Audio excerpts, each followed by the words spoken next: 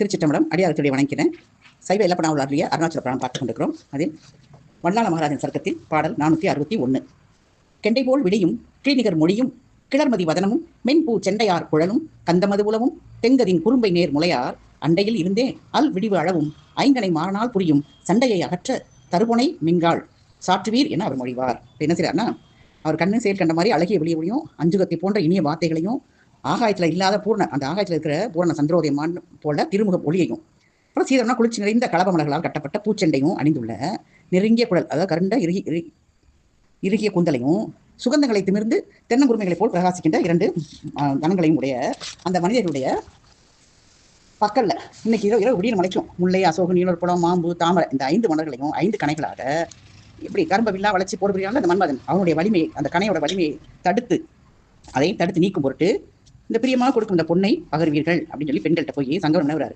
அந்த கனியை மகள் என்ன சொல்றாங்க, அதாவது இப்போ சங்கமனாக இருக்கிற பரமசிவன் அந்த கனியை போய் கேட்கிறாரு, உங்க பக்கத்துல இருந்து இன்னைக்கு விடிய வரைக்கும் 5 மலர்களை கொண்டு மன்மதன் தாக்குகின்ற அந்த கரும்பு வில்லை வளைத்து மன்மதன் தாக்குகின்ற அந்த கணைகளிலிருந்து அந்த வலியை தடுக்கும் பொருட்டு நீங்க பிரியமாக கொடுக்குற இந்த பொண்ணை நான் எவ்வளவுன்னு கேளுங்க, பிரியமாக கொடுக்குற அதுக்கு அது பரியம்னா என்ன சொல்றது, அதுக்கு நீடாக அதுக்கு நிகரான பொண்ணு எவ்வளவுன்னு சொல்லுங்க அப்படின்னு சொல்லி யார் கேட்கிறா, பெருமான் கேட்கிறார். சங்கமர் அப்படின்னு கேட்கும்போது எப்படி இருக்காங்களா அவங்க, அழகிய விடியும் அஞ்சுகம் போன்ற இனிய வார்த்தையும் ஆகாயத்தில் இருக்கிற பூர்ண சந்திரம் போன்ற முகமும் அப்புறம் குளிர்ச்சி நிறைந்த கலவமலர்களாக கட்டப்பட்ட பூச்சட்டை அணிந்துள்ள குழலையும் அப்புறம் தென்னங்குருமைகள் போன்ற முளைகளையும் உடைய அந்த வணிகர்களுக்கு இந்த மாதிரி பெருமான் கேட்கிறார்.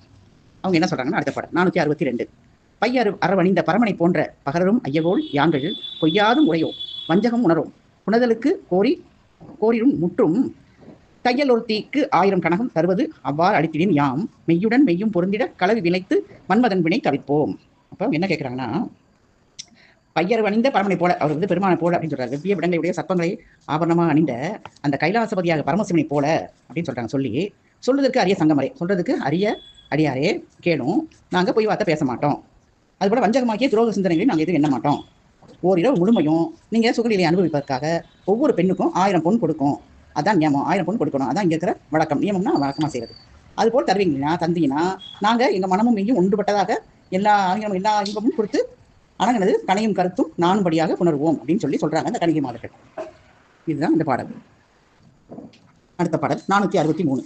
பரத்தேர்கள் உரைத்தவனம் தந்து உடன் ஒவ்வொருத்திக்கு ஒரு பண்டாரத்தை தரத்து அமைத்து பிரியாதீர் என்னவும் கண்காட்டி மிக கட்டுப்பாடாய் உரைத்து விளை மாதர்களின் வீதியெல்லாம் சங்கமராய் ஒளிரச் செய்து வரத்தை மிகத் தரும் அருளி நகரில் என் காத மட்டும் மறுவச் செய்தார்.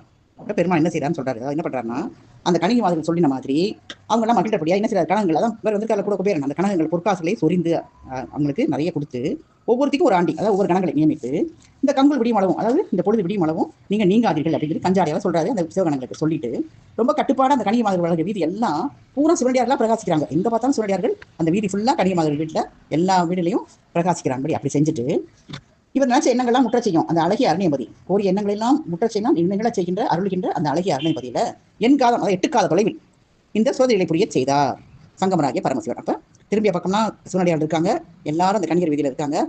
இங்கிருந்து 8 காத தூரம் வரைக்கும் அவங்க அந்த மன்மதனிடையே புரியும்படியாக சங்கமராகிய பரமசிவன் ஏற்பாடு செய்து கண்காட்டி விட்டு சென்று விடுகிறார். அடுத்த பாடல் 464. விலைமாதர் தனித்து ஒருவர் இல்லாமல் அரிது ஆக்கி வெய்ய காமன் கலைமார்க்க படிமருவ செய்த சங்கமரும் நீங்கி கமலும் மானன் நிலைமார்க்கம் ஆய்ந்திட்ட சீடனுடன் மேவ அந்த நிலத்தை ஆளும் சிலை மார்க்கம் அறிந்த மன்னன் கண்டு எதிர் சென்று இறைஞ்சி அழைத்து இருத்தி சொல்வான். இப்ப இந்த பாட்டை என்ன சொல்றாங்கன்னா, விலைமாதம் தனித்து எங்கேயும் கிடைக்காது, அந்த மாதிரி அரிதாக செஞ்சு வச்சுறாரு. யாரு பெருமான் செய்து தான் வர்றாரு. அப்ப கொடிய மன்னனுடைய சாஸ்திரத்தின் படியில அந்த அஷ்டவித ஆலிங்கன்னு சொல்லுவாங்க, நாகக்குறி, தந்தக்குறி, தாடனங்கள் அப்படின்னு சொல்லி நிறைய 64 எல்லாம் செய்ய அந்த மாதிரி செய்வதற்காக செய்து விட்டார் யாரு, சங்கமராகிய ஜெகதீசன் பெருமான். அப்ப என்ன செய்றாரு, அவனின்று எழுந்து பிரகாசமும் பெருமையும் பொருந்தி நன்மார்க்க நிலைமை பரிசோதித்த அந்த எல்லாத்தையும் அவன்கிட்ட இருந்து எழுந்து பிரகாசம் பெருமை பொருந்தி நன்மார்க்க அரண்மனை இது நன்மார்க்க நிலைமை பரிசோதித்த சிஷியன் ஆகிய அழகேசன்னா யாரு, இவர்தான் குபேரன். அவரு என்ன செய்யறாரு, பிரகாசம் பெருமையும் பொருந்தியவர். அவரை பரிசோதித்த என்ன சொல்றாரு, அரசனது அரண்மனை நோக்கி செல்லும் போது அந்த பதிக்கு இறைவனாகியும் தனுர்வேத மார்க்கம் யாவும் பூரணமாய் உணர்ந்த மன்னனும் ஆகிய இவர் இப்ப என்ன சொல்றாரு, எல்லாரையும் அந்த மாதிரி பண்ணி வச்சிட்டாரு. பண்ணிட்டு அந்த இடத்துல எழுந்து பிரகாசம் பெருமையும் பொருந்திய அந்த சிஷியனாகிய அழகேசனோட சேர்ந்து 2 மட்டும் தான் போறாங்க. அப்ப எல்லா சூழலும் அங்க போயாச்சு. அரசு அரண்மனை நோக்கி செல்லும் பொழுது அந்த பதிக்கு இறைவன் யாரு, வல்லாள மகாராஜன். அவன் என்ன செய்யறாரு, தனுர்வேத மார்க்கம் எல்லாம் பூர்ணமாய் உணர்ந்தவன், வேதங்களை உணர்ந்தவன் அந்த மன்னனும் ஆகிய அந்த வல்லாள மகாராஜன் இந்த சங்கமர் இந்த அடியாவர்களை கண்டு எதிர் சென்று பணிந்து அவரை போற்றி அழைத்து கொண்டு வரார். போய் நவமணிகளால் அலங்கரிக்கப்பட்டு பிரகாசம் பொருந்திய ஒரு சிங்காதனத்துல அவர் எழுந்தருள செய்து அஞ்சலி அஸ்தனாய், அதாவது பணிவாக வணங்கி நின்று கூறுகிறான். என்ன கூறுறான்னு சொன்னா, அடுத்த படம் 465. பண்ணிய தவமோ அன்றி பாரினில் யான் இயற்றும் நன்னிய கர்மம் யாதோ நயக்கினவாறு நல்க புண்ணிய வசமோ தேவர் பொன்னடி வருந்த இந்து கண்ணியமுறுவேன் தங்கள் கடாட்சமும் பெறுவேன் என்றான். அப்ப என்ன சொல்றாருன்னா, நான் செஞ்ச தவ பலனோ இல்லை அருணாச்சலேஸ்வரர் வாழ்ந்த அருணபதியுடைய எளியனால் செய்யப்பட்ட கிரியையோட புண்ணியமோ, இவன் செஞ்ச பலன் ஒன்று தவம் அது. இன்னொன்று, இந்த அருணாச்சலேஸ்வரர் வாழ்ந்த பதியில் நான் வந்து எளியனால் செய்யப்பட்ட கிரியை அந்த புண்ணியமா, பரமசிவத்தை போல இருக்கிற உங்களுடைய பிரகாசம் பொருந்திய தங்கமயமான இந்த உபயசரண கமலங்கள்னா பாதங்கள் திருவடிகளை வருத்த முறுபடி அந்த பாதம் நோக இங்கே வந்திருக்கீங்க அப்படின்னு சொல்றாரு. அந்த கமலங்கள் வருத்த முறுபடி இந்த இடத்துல வந்து அருட்சுரந்த விதி யாதோ, இங்கே வந்து காரணம் என்ன அப்படின்னு கேட்கிறார். அதாவது என்ன வேணும்னு கேட்கிறார்.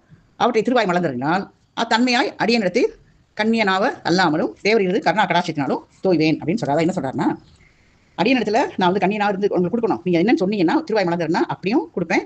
அதே போல தேவர் பெருமானுடைய கருணை கடாட்சத்தினாலையும் நான் வந்து அதை தோய்வேன், அதை செய்வேன் அப்படின்னு சொல்லி வல்லாள மகாராஜா கேட்கிறாரு பெருமான்ட்ட.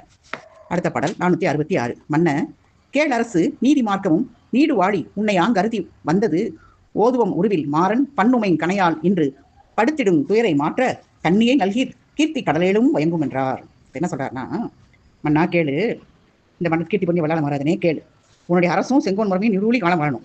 இப்போது நான் உன்னை வேண்டிய வந்த காரணம் என்னன்னா, இந்த உருளியாக சித்தஜன் யாரு, காமன் சொல்றார், மன்மதன், அவன் செய்கின்ற அந்த முல்லை அசோகு நீலப்பழம் மாம்பு தாமரை இந்த மலரால செய்யப்பட்ட அந்த 5 கணைகள்னாலும் இன்னைக்கு நான் படுற துன்பத்தை நீக்குவதற்காக ஒரு ஸ்திரீயை எனக்கு கிட்டும்படி செய்ய, எனக்கு ஒரு பெண்ணை ஏற்பாடு செய்து கொடுக்கணும். அப்படி செஞ்சேன்னா உன்னுடைய கீர்த்தி இந்த 7 கடல் சூழ்ந்த இந்த வையகத்துல பிரகாசம் பொருந்தி இருக்கும் அப்படின்னு சொல்லி சொல்றாரு. யாரு? அடியாராகிய பரமசிவன், அடியாராக வந்திருக்கின்ற பெருமான். அந்த இடம் வல்லாள மகாராஜன் என்ன கேட்கிறாரு, எனக்கு ஒரு பெண்ணை ஏற்பாடு செய்து கொடு அப்படின்னு கேட்கிறாரு. சைவ இல்ல பண்ணாவளிய அருணாச்சல புராணம் பார்த்துக் கொண்டிருக்கிறோம். அதில் வல்லாள மகாராஜன் சருக்கம் பாடல் 467. இதை விட தேவரிற்கு எழின் மனமுடிப்பிப்பேன் என்றதை உணர்ந்தை யாரானோர் அரசர் கேள், அது மா தொல்லை வதை செய்யும் காமநோயை மாற்றுதல் விளைமாதற்கே புதையல் போல் தெரியும் என்று புகண்டனர் பெரியோர் ஆங்கு. அப்ப என்ன சொல்றாங்கன்னா, இந்த மாதிரி பரஸ்திரிகள், அதாவது கன்னிகை, அந்த தேவதாசிகள் இருக்காங்களா, அவங்களை இச்சித்து தெரிவதை காட்டிலும் எந்த காலத்தையும் தேவரை விட்டு அகலாமல் இருக்கும்படியாக என்ன செய்றார், சிறப்போங்கி மனம் செய்து வைக்கிறேன் அப்படின்னு ரொம்ப பக்தியும் பரிவும் கொண்டு வல்லாள மகாராஜன் உரைக்கிறார். என்ன சொல்றாரு, அவரை எப்பவுமே நீங்காம இப்ப இந்த இரவு மட்டும் அல்லாமல் எப்பொழுதும் உங்களுமே விட்டு அகலாமல் இருக்கும்படியாக ஒரு நல்ல பெண்ணை உங்களுக்கு மனம் செய்து வைக்கிறேன் அப்படின்னு சொல்றாரு. ரொம்ப பக்தியோடையும் பரிவோடையும் உரைக்கிறார். அவருடைய அன்புகளை அறிந்த சங்கமராகிய சிவபெருமான் சொல்றாரு, கேளும் அரசனே, இப்போது நீ சொல்லிய வார்த்தை எப்படி இருக்குன்னா, கொடிய துன்பத்துக்கிடம் இந்த வெகுளி மயக்கத்தால் ஞாபகம் சேர்ந்த காமநோயை போக்குற அமிழ்தம் அந்த விளைமின்னார்களுக்கு, அதாவது விளைமகளிர்களுக்கு கைவல்லியப்பட்டது. அவங்களுக்கு தான் வந்து அது வந்து அவங்களால இயலும் முடியும். இதரமான ஸ்திரீகள் அறியார்கள், மற்ற பெண்களுக்கெல்லாம் குடும்ப பெண்களுக்கு அது அறிய மாட்டார்கள். அப்ப இது யாருக்கு மட்டும் தெரியுங்கிறாரு, விளைமின்னார்களுக்கு அப்படின்னு சொல்றாரு. அதனால அன்னவரால் தான் என் பிணியை, அவங்களால தான் என்னுடைய பிணியை மாற்றி வைக்க முடியும் அப்படின்னு சொல்லி பெரியவராக இருக்கிற அந்த சங்கமர், அதாவது அடியாராகிய பெருமான் கூறுகிறார். அடுத்த பாடல் 468. நிட்டை செய்வோருக்கும் போத நிகழ்த்து சங்கமரே தங்கள் இட்டத்தின் படியான் செய்வேன் இந்த இறை காவலோரை விட்டனன் விரைவில் சீரார் வேசையாம் ஒரு மின்னாடை இட்டமாய அலைவின் என்ன வேகினார் வாய்வின் மிக்கோர். அப்ப என்ன சொல்றாருன்னா, அப்ப வல்லாள மகாராஜா கேட்டோன்னு சொல்றாரு, சரி, இல்வாழ்க்கை கடந்து நிட்டை அப்படிங்கிற அட்டாங்கலாம் செய்யற தபோதனர்களுக்கும் ஞானோபதேசம் செய்கிற மகாமகிமை புரிஞ்ச தேவராகிய எல்லாத்துக்கும் தேவராகிய சங்கமரே அடியாரே அப்படின்னு கூப்பிடுறாரு சொல்றாரு. இல்வாழ்க்கையை நீங்க கடந்துட்டீங்க, நிட்டை அட்டாங்கலாம் செஞ்சு தபோதனர்களுக்கும் ஞானோபதேசம் செய்கிற மகிமை பொருந்திய அடியாரே, உங்கள் கருத்தின்றே நான் நடந்துக்கிறேன் அப்படின்னு சொல்லிட்டு அங்குள்ள காவக்காரரை அழைத்து நீங்க என்ன செய்றீங்க, சீக்கிரமா போய் சிறப்பு ஓங்கிய அதுல கணிகர்களே சிறப்பான கணிகர்களை கணிக மின்னார்கள் அப்படின்னு சொல்றாரு. அவங்கள வாழ்ற வீதியில சென்று அதிரூப லாவணியம் உள்ளவளாய் ஒரு ஸ்திரீயை அழைத்து வாருங்கள் அப்படின்னு சொல்லி விடை கொடுக்கிறாரு. யாருக்கு? அவருடைய காவல்காரருக்கு. அவங்க காற்றிலும் அதிவேகமாக காவலர்கள் செல்கிறார்கள். மன்னன் சொன்னவுடன் அந்த கடமையை நிறைவேற்ற விரைந்து செல்கிறார்கள் காவலர்கள். அடுத்த பாடல் 469. சென்று வேசையர்கள் வாழும் தெருமனைதோறும் புக்கு நின்று அங்கு நோக்கும் காலை நியாயமாய் நடன கீதம் கொன்றை சூடிய எம்மான் தன் குழுமுனர் ஆடல் கண்டு இன்று தபாது என்று எண்ணி இறைக்கு வந்து உரைப்பதானா.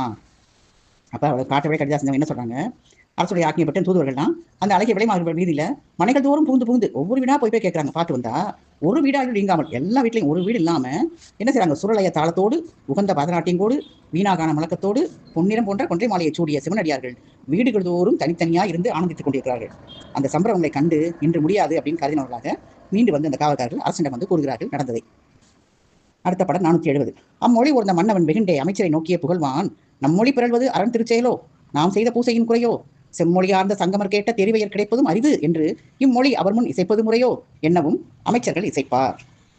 இப்ப என்ன சொல்றாங்கன்னா, அந்த பாட்டு வந்து எளிமையா புரியுது. அதாவது இந்த மாதிரி தூதர்கள் சொன்ன மொழியை கேட்டோன்னே அரசன் கோபித்துக் கொடுக்குறான்.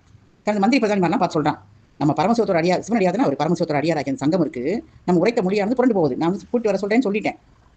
அதிலிருந்து பிறழ்வது அந்த ஜலத்துக்கு ஈசனாகிய இந்த ஸ்தலம், அந்த இருக்கிற அருணாச்சலத்துடைய ஈசனாகிய அருணாச்சலேஸ்வரர் திருவுருளை அவருடைய திருவுள்ள செயலோ, எதனால் இப்படி நம்ம மொழி பரண்டு போகுது, நம்ம சொல்ல செய்ய முடியாமல் என்ன நடக்குது, பெருமாளுடைய திருவருளால் தானோ, அல்லது நம்ம ஆண்டவன் செஞ்ச பூசையோட குறையோ, நான் என்ன செய்வேன், நான் சொன்ன சொற்கள்லாம் பிரகாசிக்காமல் இருக்கிற அந்த சங்கமரை நம்மை நாடி இந்த கோரிய ஸ்திரீகள் கிடைப்பது அரிது. நீ வந்து என்னை தேடி வந்து கேட்ட அந்த பெண்கள் கிடைப்பது ரொம்ப அரிது அப்படின்னு சொல்லி நம்ம போடுற தர்மமா? நான் இப்போ தான் சொல்லுவது, நான் எப்படி அவங்ககிட்ட போய் சொல்லுவேன்? அவர்கிட்ட போய் அப்படி அதெல்லாம் தர்மமாகுமா அப்படின்னு சொல்லி வல்லாள மகாராஜா துன்பப்படுகிறார். அதை பார்த்து மந்திரிகள் சொல்ல ஆரம்பிக்கிறார்கள். என்ன சொல்றாங்கன்னா, அடுத்த படம் 471. சிந்தையில் கவலை விட்டுட வேண்டாம் செல்வனே, பேதையம் சென்று விந்தைகொள் வேசை மாதினை கொணர்வோம். வியாகுலம் விடும் என அவர் வாழ் சந்தைகொள் வீதி அடைந்து அவர் மனையில் தங்கிய கோலமும் நோக்கி பந்தை நேர் முளை மேல் கந்தமும் அணிந்த பரத்தையருக்கு எடுத்துரைப்பாரால்.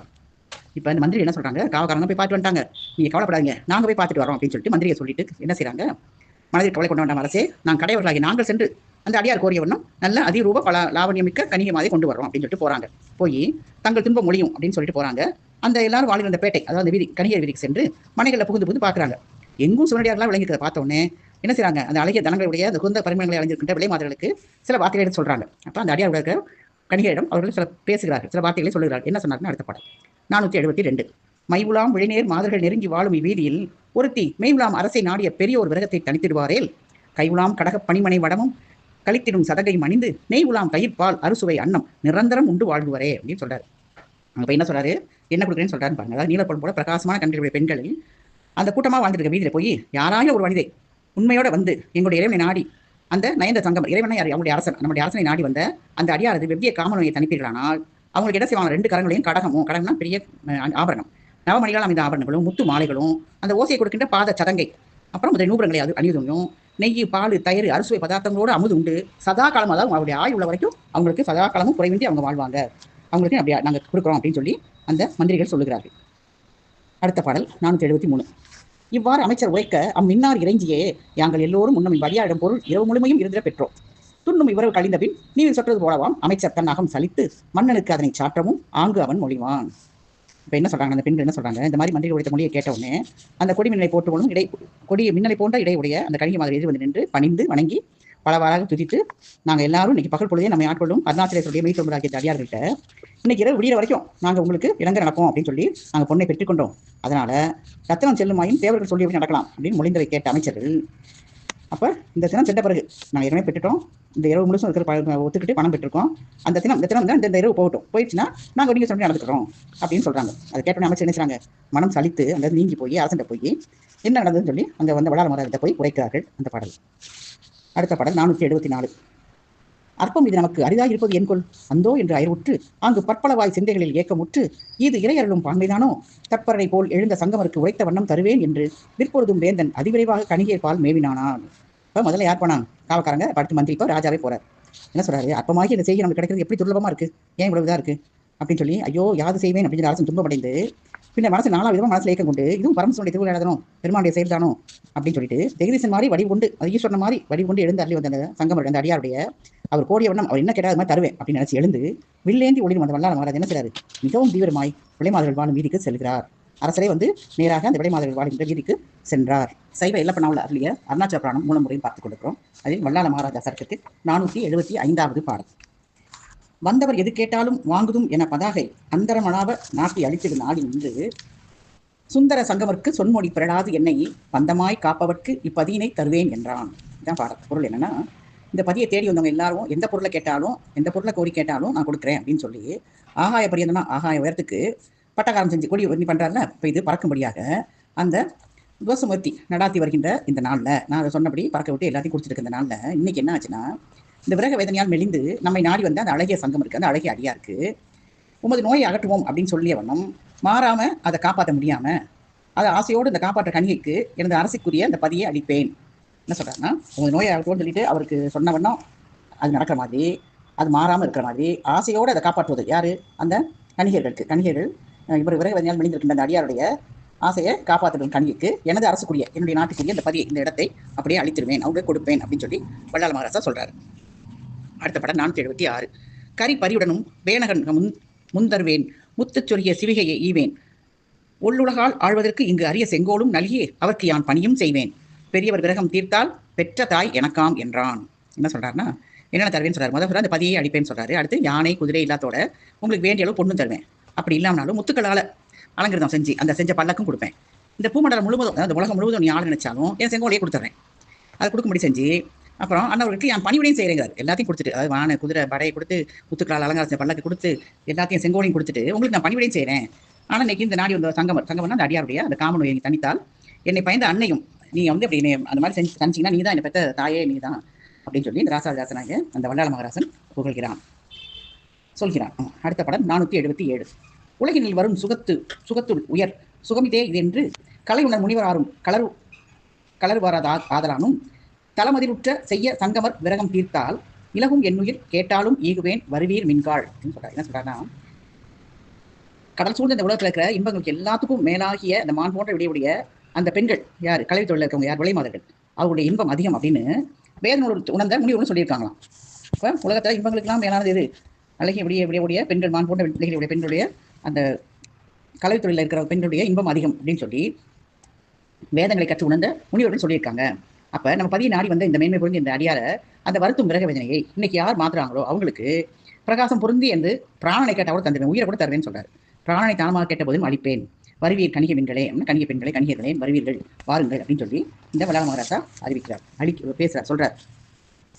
அடுத்த படம் 478. ஆதரவாக தங்கள் ஆணையின் படியே யாங்கள் ஏதமில் அடியார் தம்மோடு இன்புற பொருளும் பெற்றோம் நாத என் செய்வோம் என்று நங்கையர் பணிந்து உரைக்க பூதலமனன் வெட்கி புகழ்மனை வந்து சார்ந்தான்.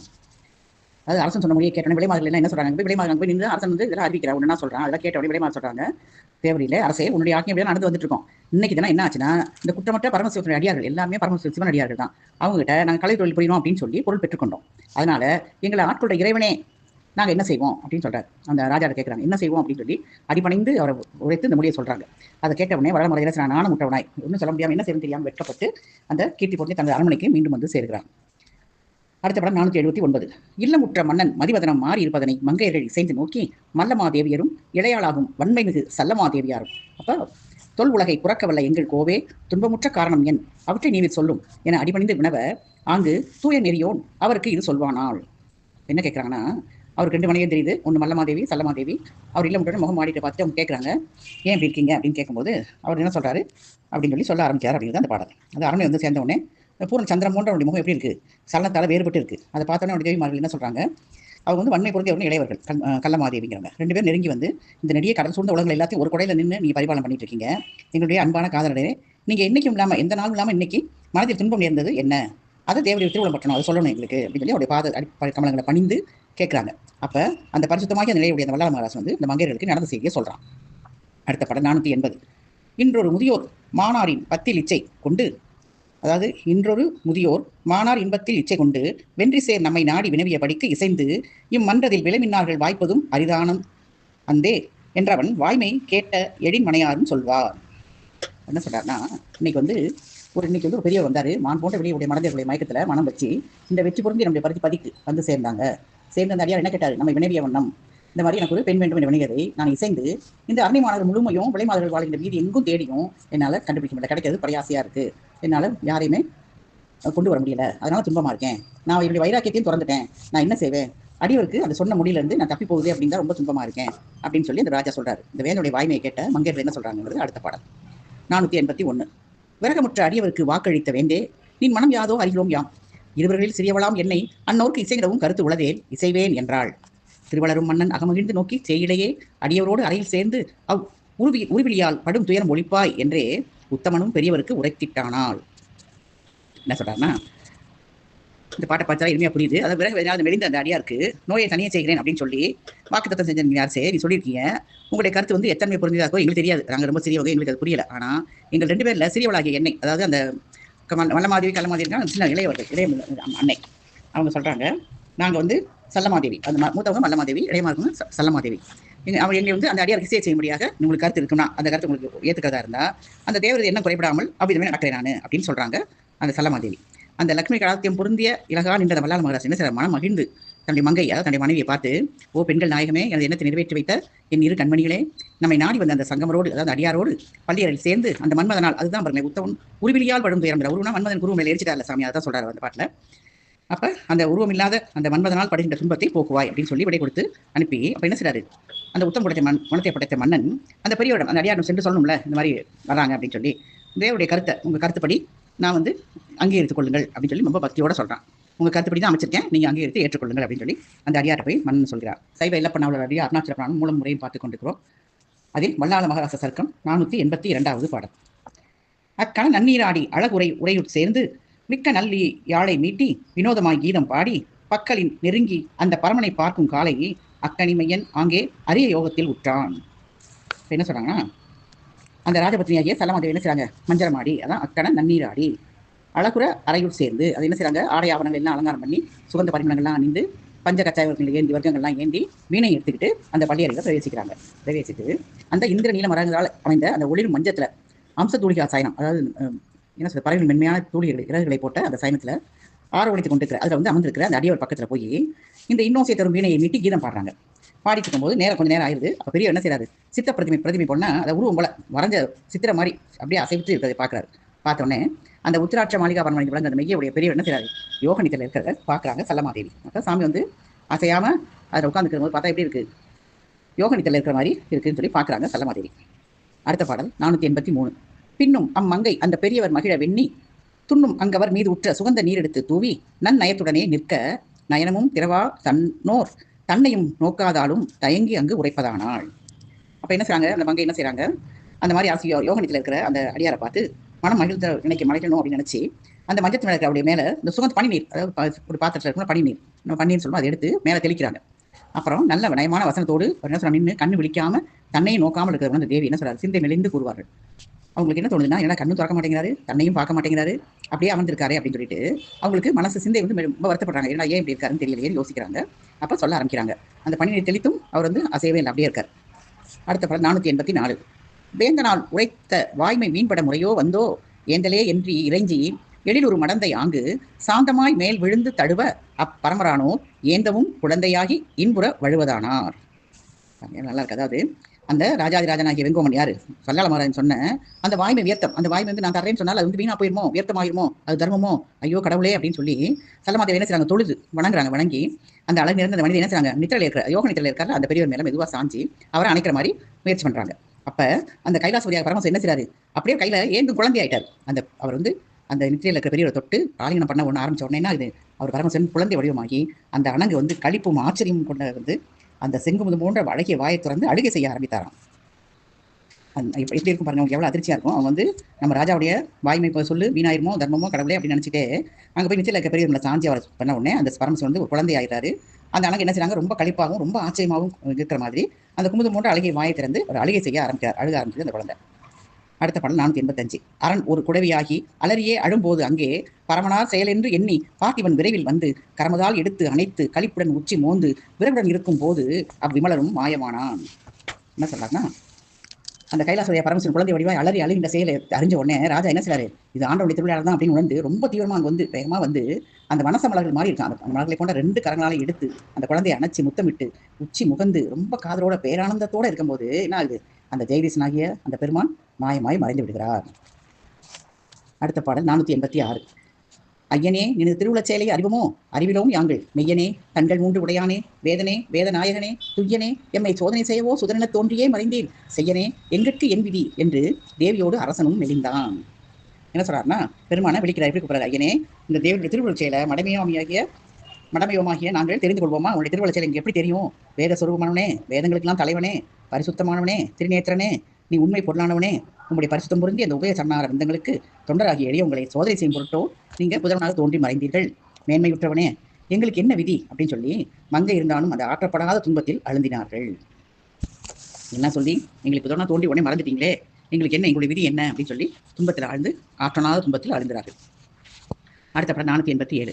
கொற்றவன் இவ்வாறு உளம் மெலிந்து அங்கு கோ என கதரும் அக்காலையே நற்றவத்தோர்கள் திரு செய்யும் ஈசன் நாயகியுடன் விடையேறி சுற்றிலும் கணங்கள் சூண்டிட விதி மால் தொடரவும் அருணயம் பதிவாள் வெற்றிகொள் இறைக்கு தரிசனம் உதவ விறகுடன் பணிந்து அவன் துதிப்பான். இப்ப என்னாச்சுன்னா, அரசன் வந்து மனம் விரும்பி கோன்னு வாய் விட்டு அலறான். எங்களுக்கு என்ன விதி அப்படின்னு சொல்லி கேட்கறாங்க. ஏன் இந்த 14 தோண்டி மறைந்து விட்டீங்களேன்னு கேட்கும்போது அந்த மாதிரி அலறி நிற்கும் போது இந்த மகிமை பொருந்திய தவத்தையோட போற்றி பண்ணித்தக்க பரமசிவன் என்ன செய்றாரு, பார்வதி தேவியோட வெள்ளை விடை மேலேறி அநேக சிவகணங்கள் சூழத்தக்கு எல்லாம் சூழ்ந்துருக்காங்க. பிரம்ம விஷ்ணு வாகனங்கள் ஏறி வர்றாங்க.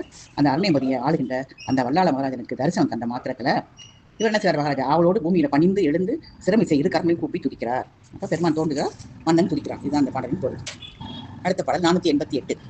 ஆதியே சரணம் மண்மேல் அடியரை காக்கவல்ல சோதியே சரணம் கங்கை தூய செஞ்சடை புன்ன பாதி மாமதி அணிந்த பரமனே தமியர்க்கு உற்ற நீதியை தாங்கவோர் சேய் நின்மலா அருள் செய்வாயே. என்ன சொல்றாங்க, மகாராஜா சொல்றாரு, ஆதிநாயகிய தேவனே சரணம். இந்த உலகத்தின் கண்ண இருக்கிற அடியார்களை சோதிக்கிறதுக்காக சோதித்து பிறகு ஆட்கொள்ளும் பூரணனை, அவரை பூரணமானவன் சொல்றார். சரணம். அருட்பெரும் ஜோதியே சரணம். கங்கையையும் 3ஆம் பிறை சந்திரனையும் பரிசுத்தமாய் பொன்போல் பிரகாசிக்கும் சடையில் அரித்திலகும் பரம்பரனே சரணம். அடியேரது செங்கோல் விதியை ஏற்றுக்கொள்ளும்படியாய் ஒரு புதர்வனை கடாட்சித்து அருள வேண்டும் என்று சொல்கிறான். அதாவது சாமி தோன்றாரு, அவருக்கு காட்சி கொடுக்குறாரு. இவர் சொல்றாரு, பெருமான சரணம் சரணம் சொல்லி அவரை சொல்லி சொல்லி துதித்து என்ன கேட்கிறாரு, அடியனுடைய செங்கோல் விதியை, என்னுடைய ஆட்சி பொறுப்பை ஏற்றுக்கொள்ளும்படியாக ஒரு புதர்வனை நீங்கள் கடாட்சித்து எனக்கு அருள் கூர்ந்து அருள வேண்டும் அப்படின்னு சொல்கிறான். அடுத்த பாடல் 489. இப்போ என்ன சொல்றாருன்னு பார்க்கலாம். சுந்தர மன்னா கேண்மோ, சுதன் உனக்கு யாமே ஆனோம், அந்தத்தில் நாம் உனக்கே அரைமுதி முடிப்போம் என்று சந்திரசேகரனார் வாழ்த்தி சார்ந்தனர் கைலை. பின்னர் பாந்தமாய் உலகை வேந்தன் பண்புடன் ஆண்டு வாழ்ந்தான். இப்போ என்ன சொல்றான்னா, சுந்தர மன்னாரில் அளவுலாவும் கீர்த்தி பொருந்தி அரசனே, நீ சொல்றதை கேளு, நானே உனக்கு பிள்ளையா தோண்டியிருக்கேன். அதனால உன்னுடைய அந்திம காலத்துல இந்த வேத விதியில் இருக்கிற முறைப்படி செய்கிற சடங்கு எல்லாம் செய்வேன் அப்படின்னு சொல்றாரு. யாரு? சந்திரசேகரமூர்த்தியார் சிவபெருமான். நீ வாழக்கடவை, நீ வாழ், உன்னுடைய வாழ்க்கையை நீ வாழு. அப்போ உன்னுடைய அந்திம காலத்துல உன்னுடைய இறுதி கிடங்களை நான் செய்து வருவோம் அப்படின்னு சொல்றாரு. அப்படின்னு சொல்லிட்டு தேவகணங்களோட கைலாகிரிக்கு போய்விடுகிறார். மிகுந்த அவளோடு என்ன செய்யறான், அந்த வல்லாள மகாராஜன் 650 ஆண்டு வாழ்ந்து வந்தான் அப்படின்னு சொல்றாங்க. இதான் 7வது சர்க்கம். இத்தோடு வல்லாள மகாராஜன் சர்க்கம் முற்றிற்று. சைவ இல்லப்பனாவில் அருளிய அருணாச்சல புராணம் பார்த்துக் கொண்டிருக்கிறோம். அது வல்லாள மகாராஜ சர்க்கம் முடிந்து இப்பொழுது 8வது சர்க்கம் தீர்த்த சர்க்கம். இதன் சுருக்கம், இந்த அக்னிமலைக்கு கிழக்கு திக்கில் இருக்கிறது இந்திர தடாகம். அதுல தைப்பூசத்தில் நம்ம ஸ்நானம் செஞ்சா பிரம்மத்தி தோஷம் போயிடும். முன்பு தேவேந்திரங்களை ஸ்நானம் செஞ்சு அவனுடைய தீமையெல்லாம் தீர்த்து கொண்டான். தென்கிழக்கில் இருக்கிறது அக்னி தீர்த்தம். இது பங்குனி மாதம் பௌர்ணமியில் முழுங்கினா ஸ்ரீகளால் வந்த பெண்களால் வந்த பாவம் தீரும். இந்தபடி இதுல ஸ்நானம் செஞ்சு நேரடிய பாவத்தை யாரு? அக்னி தேவன் போக்கிக் கொண்டான். தெற்கில் இருக்கிறது யம தீர்த்தம். இதுல மூழ்கினா வியாதி போயிடும். இதுபடி யமனுக்கு உற்ற வியாதியை இது மூழ்கி போக்கிக் கொண்டான். நிறுதி முறையில் இருக்கிறது நிறுதி தீர்த்தம். இதுல ஸ்நானம் செஞ்சவங்களுக்கு பகைகள்லாம் தீரும். நிறுதியான இதில் மூழ்கி அதனால என்ன செய்யறான்? பேயை தன் வசமாக்கிக்கிறான். நிறுதி. மேற்கு திசையில் இருக்கிறது வர்ண தீர்த்தம். இதில் மூழ்கினா நவகிரகங்கள் நன்மை கொடுப்பார்கள். வாய் திக்கில் இருப்பது வாய் தீர்த்தம். இதில் ஸ்நானம் செஞ்சா எல்லா துன்பமும் தீரும். வடக்கில் இருக்கிறது குபேர தீர்த்தம். இதில் மூழ்கினால் தரித்திரம் போய்விடும். ஈசானிய திக்கில் இருப்பது அஸ்வினி தீர்த்தம். இதில் மூழ்கினால் பரமசிவனை சேரலாம். இப்போ முன் சொன்ன யம தீர்த்தத்துக்கு தெற்கில் இருக்கிறது அகஸ்திய தீர்த்தம். அதில் மூழ்கினா கல்வியில சிறந்தவர்கள் ஆவார்கள். முன் சொன்ன குபேர தீர்த்தத்துக்கு அருகில் இருக்கிறது வசிஷ்ட தீர்த்தம். இதுல ஐப்பசி மாசம் மூழ்கினா சாஸ்திரங்களாம் நல்லா விளங்கி நம்மளுக்கு பாவமும் போயிடும். இப்படி இன்னும் அநேக புண்ணிய தீர்த்தங்கள் இருக்கு. அருணாச்சலத்துக்கு வடபாகத்தில் திருநதினு ஒரு நதி இருக்கு. அதில் மூழ்கினா நம்ம நினைச்ச வரம் கிடைக்கும். தென் பக்கத்தில் சோனி நதி இருக்கு. அதில் மூழ்கினா துன்பங்கள்லாம் நீங்கும். மேற்பக்கத்தில் இருக்கிற புண்ணிய நதிகள் நதியில் மூழ்கினா நல்ல உருவத்தை வேண்டி பேர் அடையலாம். ஆதியில ஈழன் அப்படிங்கிற அரசன் மூழ்கின பலத்தால தனக்கு வந்த பெண்ணுருவம் நீங்கி நல்ல உருவத்தை பெற்றான். முன் சொன்ன திருநதிக்கு அதுக்கு வடக்க இருக்கிற சேயார் நதியில் மூழ்கினா நினைத்த வரத்தை அடையலாம்.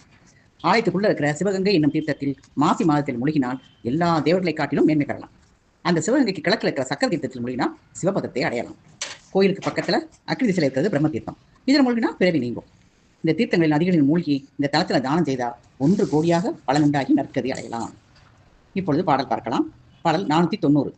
சிறுமலையும் கழிச்சுமுக பிள்ளை இரு பதம் போற்றி திரையால் முத்தம் தரும் மலையும் ஒரு மலையும் துளைத்த மலை கிழவன் இரு சரணம் போற்றி பொறுமலையும் இரங்கலையும் அடியாருக்கு ஒழிக்க அழல் பொறுப்பாய் நின்று என் கருமலையும் செம்மலையும் பச்சை மலையும் மடந்தையையும் கருத்துள் சேர்ப்பான். அதாவது கழித்துமுக பிள்ளைன்னு போறாங்களே, அதாவது யுத்தம் செய்யத்தக்க யானை முத்துடைய பிள்ளையாரது 2 பாதத்தையும் வணங்கி அவங்களால முத்துக்களை குளிக்கிற சமுத்திரத்துல கிரௌஞ்சம் அப்படிங்கிற மலையும் அடக்கிய சுப்பிரமணியன், அதாவது முருகப்பெருமானுடைய பாதத்தை வணங்கி துன்பத்தையும் சோர்தலையும் அடியார்களுக்கு ஒழிக்க, அதாவது வருந்துகின்ற சோர்ந்து இருக்கின்ற அடியார்களுக்கு ஒழிக்க அக்னிமலையாக நின்று என்னுடைய பிறவியை கெடுக்கும் அந்த சிவனையும் மரகதம் பொருந்திய பார்வதியையும் மனதில் சேர்ப்பாம் அப்படின்னு சொல்றாரு. எல்லாரையும் மனதில் நினைச்சு வணங்குகிறார் ஆசிரியர். அடுத்த பாடல் 491. தேங்கும் அன்பில் சிவபுராணம் தனில் ஓங்கு உருத்திர சங்கீதை ஓதினேன் பாங்கில் இதுங்க புராண பரப்பினும் இங்கு அறிந்தபடியும் இயம்புவேன் அப்படின்னு சொல்றாரு. என்ன சொல்றாருன்னா, அன்போட சிவபுராணத்திலையும் உத்திர சங்கீதை ஓதினேன், பாங்கில் லிங்க புராணம் பரப்பினும் இங்கு அறிந்தபடியும் இயம்புவேன்னு சொல்றாரு. பெரிய அன்பால சிவபுராணத்தை உயர்ந்திருக்கின்ற உத்திர சங்கீதை முன்னால சொன்னேன், இந்த பெருமையாகி லிங்க புராண பரப்புல நான் என்ன அறிஞ்சேங்கிறத சொல்றேன் அப்படின்னு இந்த பாட்டை சொல்றாரு. அடுத்த பாட்டில் என்ன சொல்றாரு பார்ப்போம். 492. ஆதி வேதன அர்ச்சனகனும் வேதம் வல்ல வியாதனுக்கு ஈந்தனன் சூதனுக்கு அவன் சொல்லினன் சூதனும் ஏதமற்ற இரடியருக்கு ஈந்தனன். இப்போ இந்த கதை எப்படி வரிசையா வருதுன்னு சொல்றாரு. ஆதியில பிரம்மா என்ன சொல்றாரு? ஜனகரிஷிக்கு சொல்றாரு. ஜனகரு வேத வியாசர் சொல்றாரு. வேத வியாசர் சூதரிஷிக்கு சொல்றாரு. அந்த சூதரிஷி என்ன சொல்றாரு? குற்றமற்ற அந்த நைமிசாரண்ய முனிவர்களுக்கு சொன்னாரு அப்படின்னு இந்த பாட்டில் வருது. அடுத்த பாடல் 493. வன்னி மாமலை தோற்றமும் வான்மலை கன்னிபாகம் கலந்ததும் முன்னமே சொன்னது ஆதலின் ஆங்கது ஒழித்து அதன் பின்னர் உள்ள கதை சில பேசுவோம் அப்படின்னு சொல்றாரு. இப்ப என்ன சொல்றாருன்னா, அக்னிமலை தோன்றினது பெருமை பொருந்திய மலை பெண்ணான பார்வதி தேவி சுவாமி இடப்பங்கு பெற்றது, இதெல்லாம் முன்னமே சொல்லிட்டேன், அதையெல்லாம் நீக்கிட்டு பின்னால உண்டாகிய சில சரித்திரங்களை நான் சொல்லுவோம் அப்படின்னு சொல்றாரு. அடுத்த பாடல் 494. தீர்த்தமும் அதில் செய்தரு மங்களும் வாய்த்த வெற்பின் வளமும் இலிங்கமும் ஏற்றிடாதவர் எய்தும் இகழ்ச்சியும் பார்த்து அரண்பொருள் கொண்டவர் பாவமும் அப்படின்னு சொல்றாரு. அது தீர்த்தங்களின் மகிமையும் அதில் செய்யப்பட்ட தர்மங்கள் என்ன தர்மங்கள், இந்த கிரி பிரதர்ஷனால என்ன மகிமை, அந்த லிங்கத்தோட மகத்துவம், அதே போல சுவாமியை வணங்காதவருடைய வணங்காமல் இகழ்கின்ற அவரை பார்த்து சுவாமி அந்த பொருளை அபகரித்தவர்களுக்கு வருகின்ற பாவமும், அதாவது என்னென்ன கர்மம் அதை பற்றி சொல்கிறேன் அப்படின்னு சொல்கிறார். தீர்த்தங்கள் மகிமை, தர்மம் கிரிபதர்ஷன மகிமை, லிங்க மகத்துவம், அதை வணங்காதவர்களுக்கு நிகழ்கின்ற அந்த சாமியுடைய பொருள் அபகரிச்சவங்களுக்கு என்ன பாவம் வருங்கிறத சொல்கிறேன் அப்படின்னு சொல்கிறார். அடுத்த படம் 495. பந்தமாய் அறியாது செய் பாவமும் சிந்தையார அறிந்து செய் தீமையும் முந்தையோர்கள் ஒழித்த முறைமையும் எந்தை நாணம் மகிழ்வும் எம்புவேன். அதாவது இந்த பந்த வசம்லாம் அறியாமல் செஞ்ச பாவம், மனதால் அறிந்து செஞ்ச பாவம். அப்போ அறிந்து செஞ்சாலும் அறியாமல் செஞ்ச பாவம்லாம் முதல் காலத்தில் உள்ளவங்க, முன் காலத்தில் உள்ளவங்க அப்படி இந்த பாவத்தை எப்படி தீர்த்து கொண்டாங்க அப்படின்னு சொல்லி சொல்கிறேன். அப்போ இந்த சுவாமியை அதோ போல சுவாமியால் மகிழ்ச்சி அடைந்து இந்த புழுகு பூனை, ஒரு புழுகு பூனை வட்டியே வருவாரில் போன தர்க்கத்தை பார்த்தோம்னா அது மாதிரி அந்த புழுகு பூனையுடைய செய்கையை நான் சொல்கிறேன் அப்படின்னு சொல்கிறார். இப்போ என்ன சொல்ல போகிறாங்கிறத இத்தனை பாட்டை சொல்லிட்டே வராரு. இதை பற்றி பேசுவோம் அப்படின்னு சொல்லி சொல்கிறார். அடுத்த படம் 496. விருப்பில் கோதமனார் ஈசன் திருமுனை வேள்வி நாட்ட திருப்பொலி சடையோன் தன்னால் செனித்திரும் மறையன் ஆங்கு உருப்பொலி கனலோ என்ன உற்றனன் அவனை நோக்கி பொறுப்பிறை அவனை பூசை புரிய என புகழ்ந்து சொன்னான். இப்போ என்ன சொல்றாருன்னா, இந்த உலகத்தில் ஆசையில் இல்லாத கௌதம ரிஷி அவருடைய சன்னதியில் முன்னமே வேள்வியோடு செய்யறதுக்காக தனித்து அக்னி வளர்க்குறாரு. அங்கே அழைக்கு புரிஞ்சி அந்த சடையுடைய அந்த சுவாமியோட கிருபையால் முன்னமே தோன்றியிருக்கிற சிவபிராமணன் என்ன செய்ய அந்த யாகத்தில் அக்னி சொல்லும் போல பறக்கலாம். அவனை பார்த்து இந்த கிரீவமாக இருக்கிற அருணாச்சலேஸ்வரர் பூசை செய் அப்படின்னு சொல்லி புகழ்ச்சியாக உபச்சாரமாக சொல்கிறார்.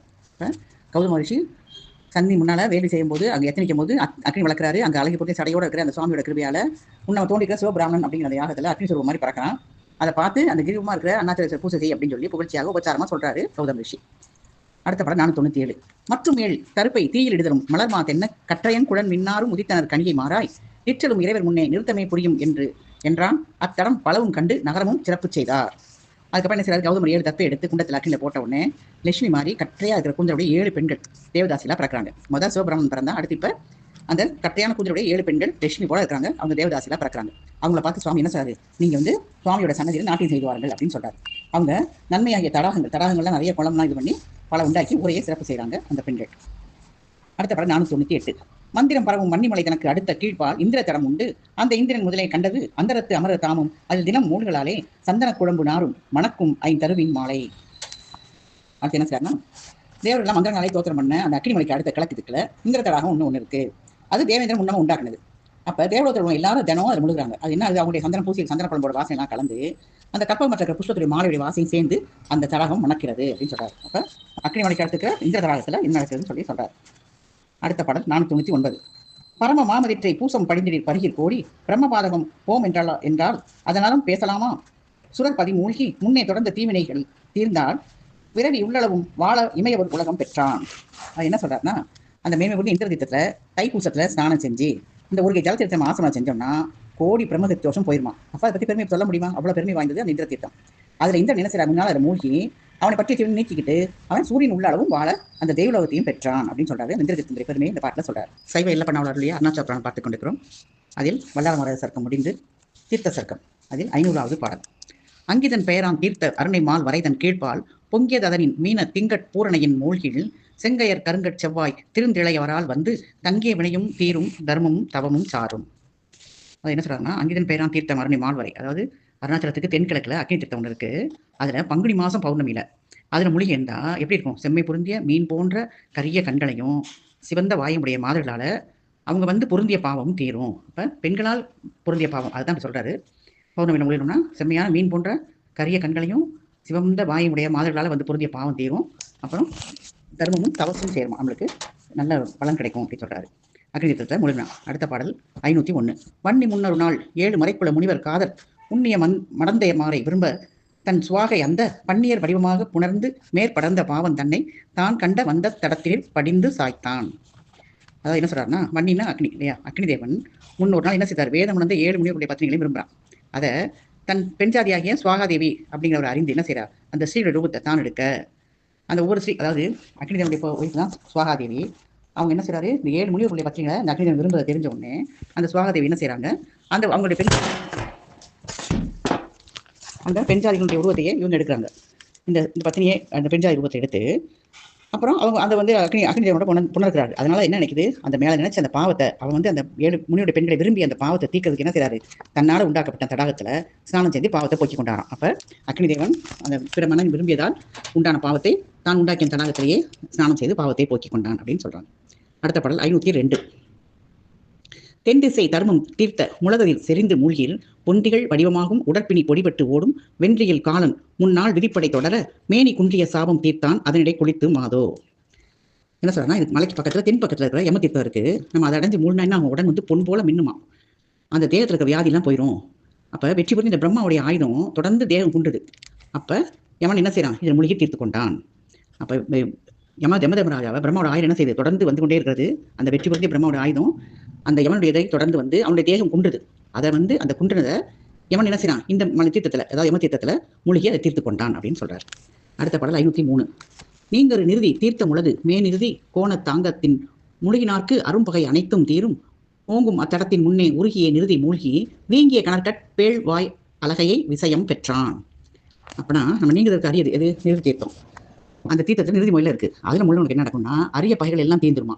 உயர்ந்த அந்த தீர்த்தத்தில் முழுகின பழத்தினால நிறுதி என்ன செய்யறான், நெருப்பு நிறமோன்ற கண்களையும் அழகிய வாயுடைய பேய்கள் வந்து அது துர்சக்திகளை வந்து அவருடைய வசமாக்கி கொள்கிறான். யாரு, நிறுதி. அவன் இந்த முழுகின பழத்தினால தான் அவன் வந்து அந்த கண்களையும் அழகிய வாயுடைய பேயை தன் வசமாக்கி கொண்டான் அப்படின்னு சொல்றாரு. அடுத்த பாடல் 504. வசையரு மலைக்கு மேல் வளம்பெறு வர்ண தீர்த்தம் நசைபெற அதனில் மூழ்கில் கிரகம் ஒன்பானும் நன்றாம் இசைப்பெற கிரகமெல்லாம் முழுகும் அவ்விடத்தில் வாயு திசையினில் பவன தீர்த்தம் மூழ்கில் எத்துயரும் தீரும். அப்போ இந்த பாடல்கள் எல்லாமே தீர்த்தங்கள் வந்து மூழ்கினால் என்ன பலன் கிடைக்குங்கிறத ஒவ்வொரு பாடலும் சொல்லுது. இது வந்து குற்றமற்ற அருணகிரிக்கு மேற்கு திக்கில் வளப்பமுள்ள வர்ண தீர்த்தம்னு ஒன்று இருக்குது. அதாவது அருணாசிரம அண்ணாமலைக்கு மேற்க வர்ண தீர்த்தம் இருக்குது. நம்ம அதில் முழுகினோம்னா 9 கிரகங்கள் நமக்கு நன்மையை கொடுக்குமா. முன்னால் அந்த 9 பேரும், அந்த 9 கிரகங்களும் அவங்க இஷ்டத்தை அடையிறதுக்காக இதில் முழுகினாங்களாம், இதில் வர்ண தீர்த்தத்தில். அப்போ முழுகும்போது அது வந்து அவங்களுடைய எண்ணங்கள்லாம் நிறைவேறுங்கிறதுக்காக சொல்றாரு. தீர்த்தம் உண்டு, அது முழுகினா 9 கிரகம் நன்மையை கொடுக்கும். அந்த 9 பேர் என்ன செய்யறாங்க, தங்க இஷ்டத்தை அடையிறதுக்காக இதில் முழுகினாங்க. அதே மாதிரி வாயு தீர்த்தம்னு ஒன்று இருக்குது, அதில் முழுகினாலும் எல்லா துன்பமும் தீரும் அப்படின்னு சொல்றாரு. அடுத்த 505. வடதிசைக்கு பேர தீர்த்த மூழ்கினார் வறுமை போம தடமதி குணபால் ஈசன் மருத்துவர் சமைத்த தீர்த்தம் புடை சேர்ந்ததனின் மூழ்கில் புலையரீர் கடையரேனும் அடைவுடன் வருண 4 அதிகம் ஆய அரணை சேர்வார். அதாவது வடக்கு திக்கில் குபேர தீர்த்தம் ஒன்று இருக்குது. அதில் மூழ்கி தர்த்தம் நீங்கிறோம். அதுக்கு கிழக்கில், அதாவது குபேர தீர்த்தத்துக்கு கிழக்கில் ஈசானி திக்கில் அஸ்வினி தேவர்களால் உண்டாக்கப்பட்ட தீர்த்தம் இருக்குது. அதில் முழுகினா என்ன செய்யும், நீரை பாக்கிலும் இழிந்தவராக இருந்தாலும், நீசர்னா என்ன சொல்றது, இருக்கிறதே இழிந்த குணத்தை உடையவர்கள், அவங்கள விட ரொம்ப இழிவாக இருந்தால் கூட பெருமையோட 4 வர்ணத்தவர் இருக்காங்களா, அவங்க எல்லாரையும் அதிகமாகி அதிக பெருமையோடு பரமசிவனை சேர்வார்கள் அப்படின்னு. அப்போ எவ்வளோ புண்ணியம் பாருங்க. குபேர தீர்த்தம் மூலம் தரித்திரம் நீங்கும். அஸ்வினி தேவர்களால் உண்டாக்கப்பட்ட ஈசானியத்தில் ஒரு தீர்த்தம் இருக்குது. அதில் முழுகினா நீசரை விட இழிந்தவர்களாக இருந்தால் கூட 4 வர்ணத்திலும் அதிகமாக மதிக்கப்பட்டு ஈசனை அடைவார்கள் அப்படின்னு சொல்றாரு. அடுத்த பாடல் 506. அந்த தடத்தில் என்பால் அகத்திய தரம் உண்டங்கே முந்திய கன்னி மாதம் மூழ்கியுட்கொண்ட பேர்கள் சந்திரவதனம் கண்டார் தமிழ் கவிக்கு அரசராவர் செந்திரு மயிலும் கல்வி செல்வியும் சேருமன்றே. என்ன சொன்னா, முன்னாள் தெற்க சொன்ன யமதீர்த்தம் சொன்னோம்ல, அதுக்கு தெற்கால அகஸ்திய தீர்த்தம் இருக்கான். அப்போ அருணாசிரமத்துக்கு தெற்காக யமதீர்த்தம் இருக்குது, யமதீர்த்தத்துக்கு தெற்காக அகஸ்திய தீர்த்தம் இருக்குது. அதில் புரட்டாசி மாசத்துல மூழ்கி ஒரு கை ஜலம் எடுத்து உட்கொண்டால் அவருடைய சந்திரனையொத்த முகத்தை பார்த்தவர்கள் தமிழில் சிறந்தவங்க இருப்பாங்களாம். அப்போ சந்திரனுடைய முகத்தை பார்த்தவங்க மாதிரி இருக்கிறவங்க தமிழில் சிறந்தவங்க இருப்பாங்க. லட்சுமி சரஸ்வதியும் அவங்கள சேர்ந்துருப்பாங்களாம். அதாவது கல்வியும் செல்வமும் சேர்ந்து அவர்கள் திகழ்வார்கள் அப்படின்னு சொல்றாரு. அடுத்த பாடல் 507. தனபதி தடத்தை சேர வசிட்டனா தனம் உண்டந்த முனிவரை பசியின் மூழ்கி முனிவர் தலைமை பெற்றார் அணையதில் மூழ்கினார்கட்கு அங்கமும் செங்கை நெல்லிக்கனியென விளங்கும் பாவக் கடலதும் கடப்பர் அன்றே. அதே போல இந்த குபேர தீர்த்தம் சொன்னால அதுக்கு பக்கத்தில் வசிஷ்ட தீர்த்தம் இருக்குது. அந்த இதில் வசிஷ்ட தீர்த்தத்தில் ஐப்பசி மாதம் முழுகினா அவங்க முனிவர்கள் எல்லாம் முதன்மையாக இருக்கப்பட்டார். வசிஷ்டர் யாரு, அவர் தானே வந்து முதன்மையான முனிவர். அவர் வந்து எதனால் எப்படி பெற்றார்னா, இந்த இதில் வந்து ஐப்பசி மாதத்தில் மூழ்கி அதனால முனிவர்கள்லாம் முதன்மையாக இருக்கப்பட்டார். அப்படிப்பட்ட தீர்த்தத்தில் முழுகினவங்களுக்கு வேதத்தின் அங்கமாக இருக்கிற சாஸ்திரங்கள் எல்லாமே வேதத்தில் விளங்குறது எல்லாமே உள்ளங்கை நெல்லிக்கின் மாதிரி விளங்குமா. அப்புறம் பாவமாகிய கடலையும் தாண்டுவார்கள் அப்படின்னு சொல்றாரு. அடுத்த பாடல் 508. கங்கை வேலாயுதத்தை ஏந்திய சிவசுப்பிரமணியர் விக்னேஸ்வரர் பார்வதி பைரவர் சூரியன் சந்திரன் சப்தகன்னிகள் அஷ்டவசுக்கள் சரஸ்வதி மற்றும் தேவர்கள் அவங்க மூலிகை தீர்த்தங்கள்லாம் அநேகமாக இருக்குது. அதில் ஒவ்வொரு தீர்த்தத்தோட பெருமையும் இந்த வேதங்களால் கூட சொல்ல முடியாதுன்னு சொல்றாரு. அதை பாட்டு நான் சொல்ல, கங்கை வேர் குமரனானை முகத்தவன் கதிரோன் வெற்பின் மங்கை ஓர் வடுகன் கன்னி மதியம் என் வசுக்கள் வெள்ளை பங்கை மடந்தை தேவர்குடை தடம்பளவும் சூழும் அங்கதோர் தடத்தின் மேன்மை மறைகளும் அறிவுறாதே. அதான் இப்போ நான் சொன்ன அர்த்தம். அதாவது எல்லாரும் வந்து மூலிகை தீர்த்தங்கள் அநேகம் இருக்குது. அது எல்லாமே ஒவ்வொரு தீர்த்தத்தோட பெருமையும் வேதங்களால் கூட சொல்ல முடியாத அளவு சிறப்பு வாய்ந்த தீர்த்தங்கள் இருக்கிறது அப்படின்னு சொல்றாரு. சைவ இல்லப்பனாவோட அருளிய அருணாச்சல புராணம் பார்த்து கொண்டிருக்கிறோம். அதில் பாடல் 509. தீர்த்த சர்க்கத்தில். ஒரு நதி தானும் ஒவ்வா திருநதி வடபாலாக வருநதி மூழ்கி பூமான் மாயவன் உரத்தில் சேர்ந்தான் அருமதை பரவும் சோழ நன்னதி தென்பால் தோன்றும் சுரநதிய முனை பொன்னி படிந்து தம் துயரம் தீர்த்தார். அதாவது ஒரு நதியை கூட அதுக்கு இணையாக சொல்ல முடியாத அந்த திருநதி. அந்த ஒரு நதி எதுனா அருணாச்சலத்துக்கு வடக்கு பக்கத்தில் இருக்குது. அதில் வந்து லட்சுமி மூழ்கி விஷ்ணுவுடைய மார்பில் சேர்த்துறாங்க. நர்மதா நதி என்ன சொல்றது, அது வணங்கும் சோனம். அதாவது நர்மதா நதியே வணங்குகின்ற சோனம்னா அருணாச்சலம் என்று ஒரு நதி இருக்குது. அது வந்து அருணாச்சலத்துக்கு தென் பாரசத்தில் இருக்குது. அப்போ வடக்கு பக்கத்தில் நதி திருநதி. இப்போ இது வந்து நர்மதா நதி வந்து தெற்கு பக்கத்தில் இருக்குது. அதில் கங்கை யமுனை காவேரி முதல் நதிகள் மூழ்கி தங்கள் துன்பத்தை போய் கொண்டாடலாம். இப்போ நம்மளுடைய துன்பங்கள் தீர்வு நம்ம என்ன செய்கிறோம், கங்கையில் யமுனையில் காவேரியில் முழுகிறோம். அப்போ அதுக்கு வந்து அவங்களோட துன்பத்தெல்லாம் மொத்தமாக எல்லா இதையும் வாங்கிட்டு அந்த கங்கை யமுனை காவேரி வந்து இங்கே வந்து மூழ்கி தங்களுடைய துன்பத்தை போக்கிக் கொண்டார்கள் அப்படின்னு சொல்லி இந்த நதியோட சிறப்பை கூறுகிறார் ஆசிரியர். அடுத்த பாடல் 510. புண்ணியவாறு தெய்வமலைக்கு மேற்திசையில் பொங்கு நன்னிய புண்ணியாற்றூர் என்று பேர் நகர்ந்தாலும் எண்ணிய நதியின் மூங்கி இடன் என்ற அரசன் ஈங்காம் பெண்ணியல் வடிவம் தீர்ந்தான் வடிவமும் பேரும் பெற்றான்.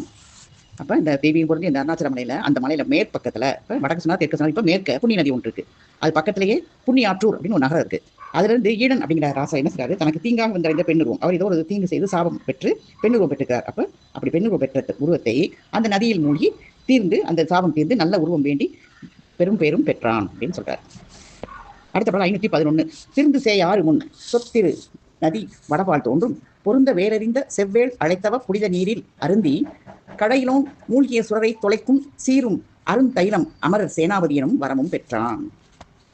இப்ப போனதை மேற்க சொன்னாரு. இப்ப வந்து அழகிய சேயாறு அப்படிங்கிற நதி வந்து இந்த முன் சொன்ன திருநதிக்கு வடக்க இருக்கு, அதுக்கு வடக்க.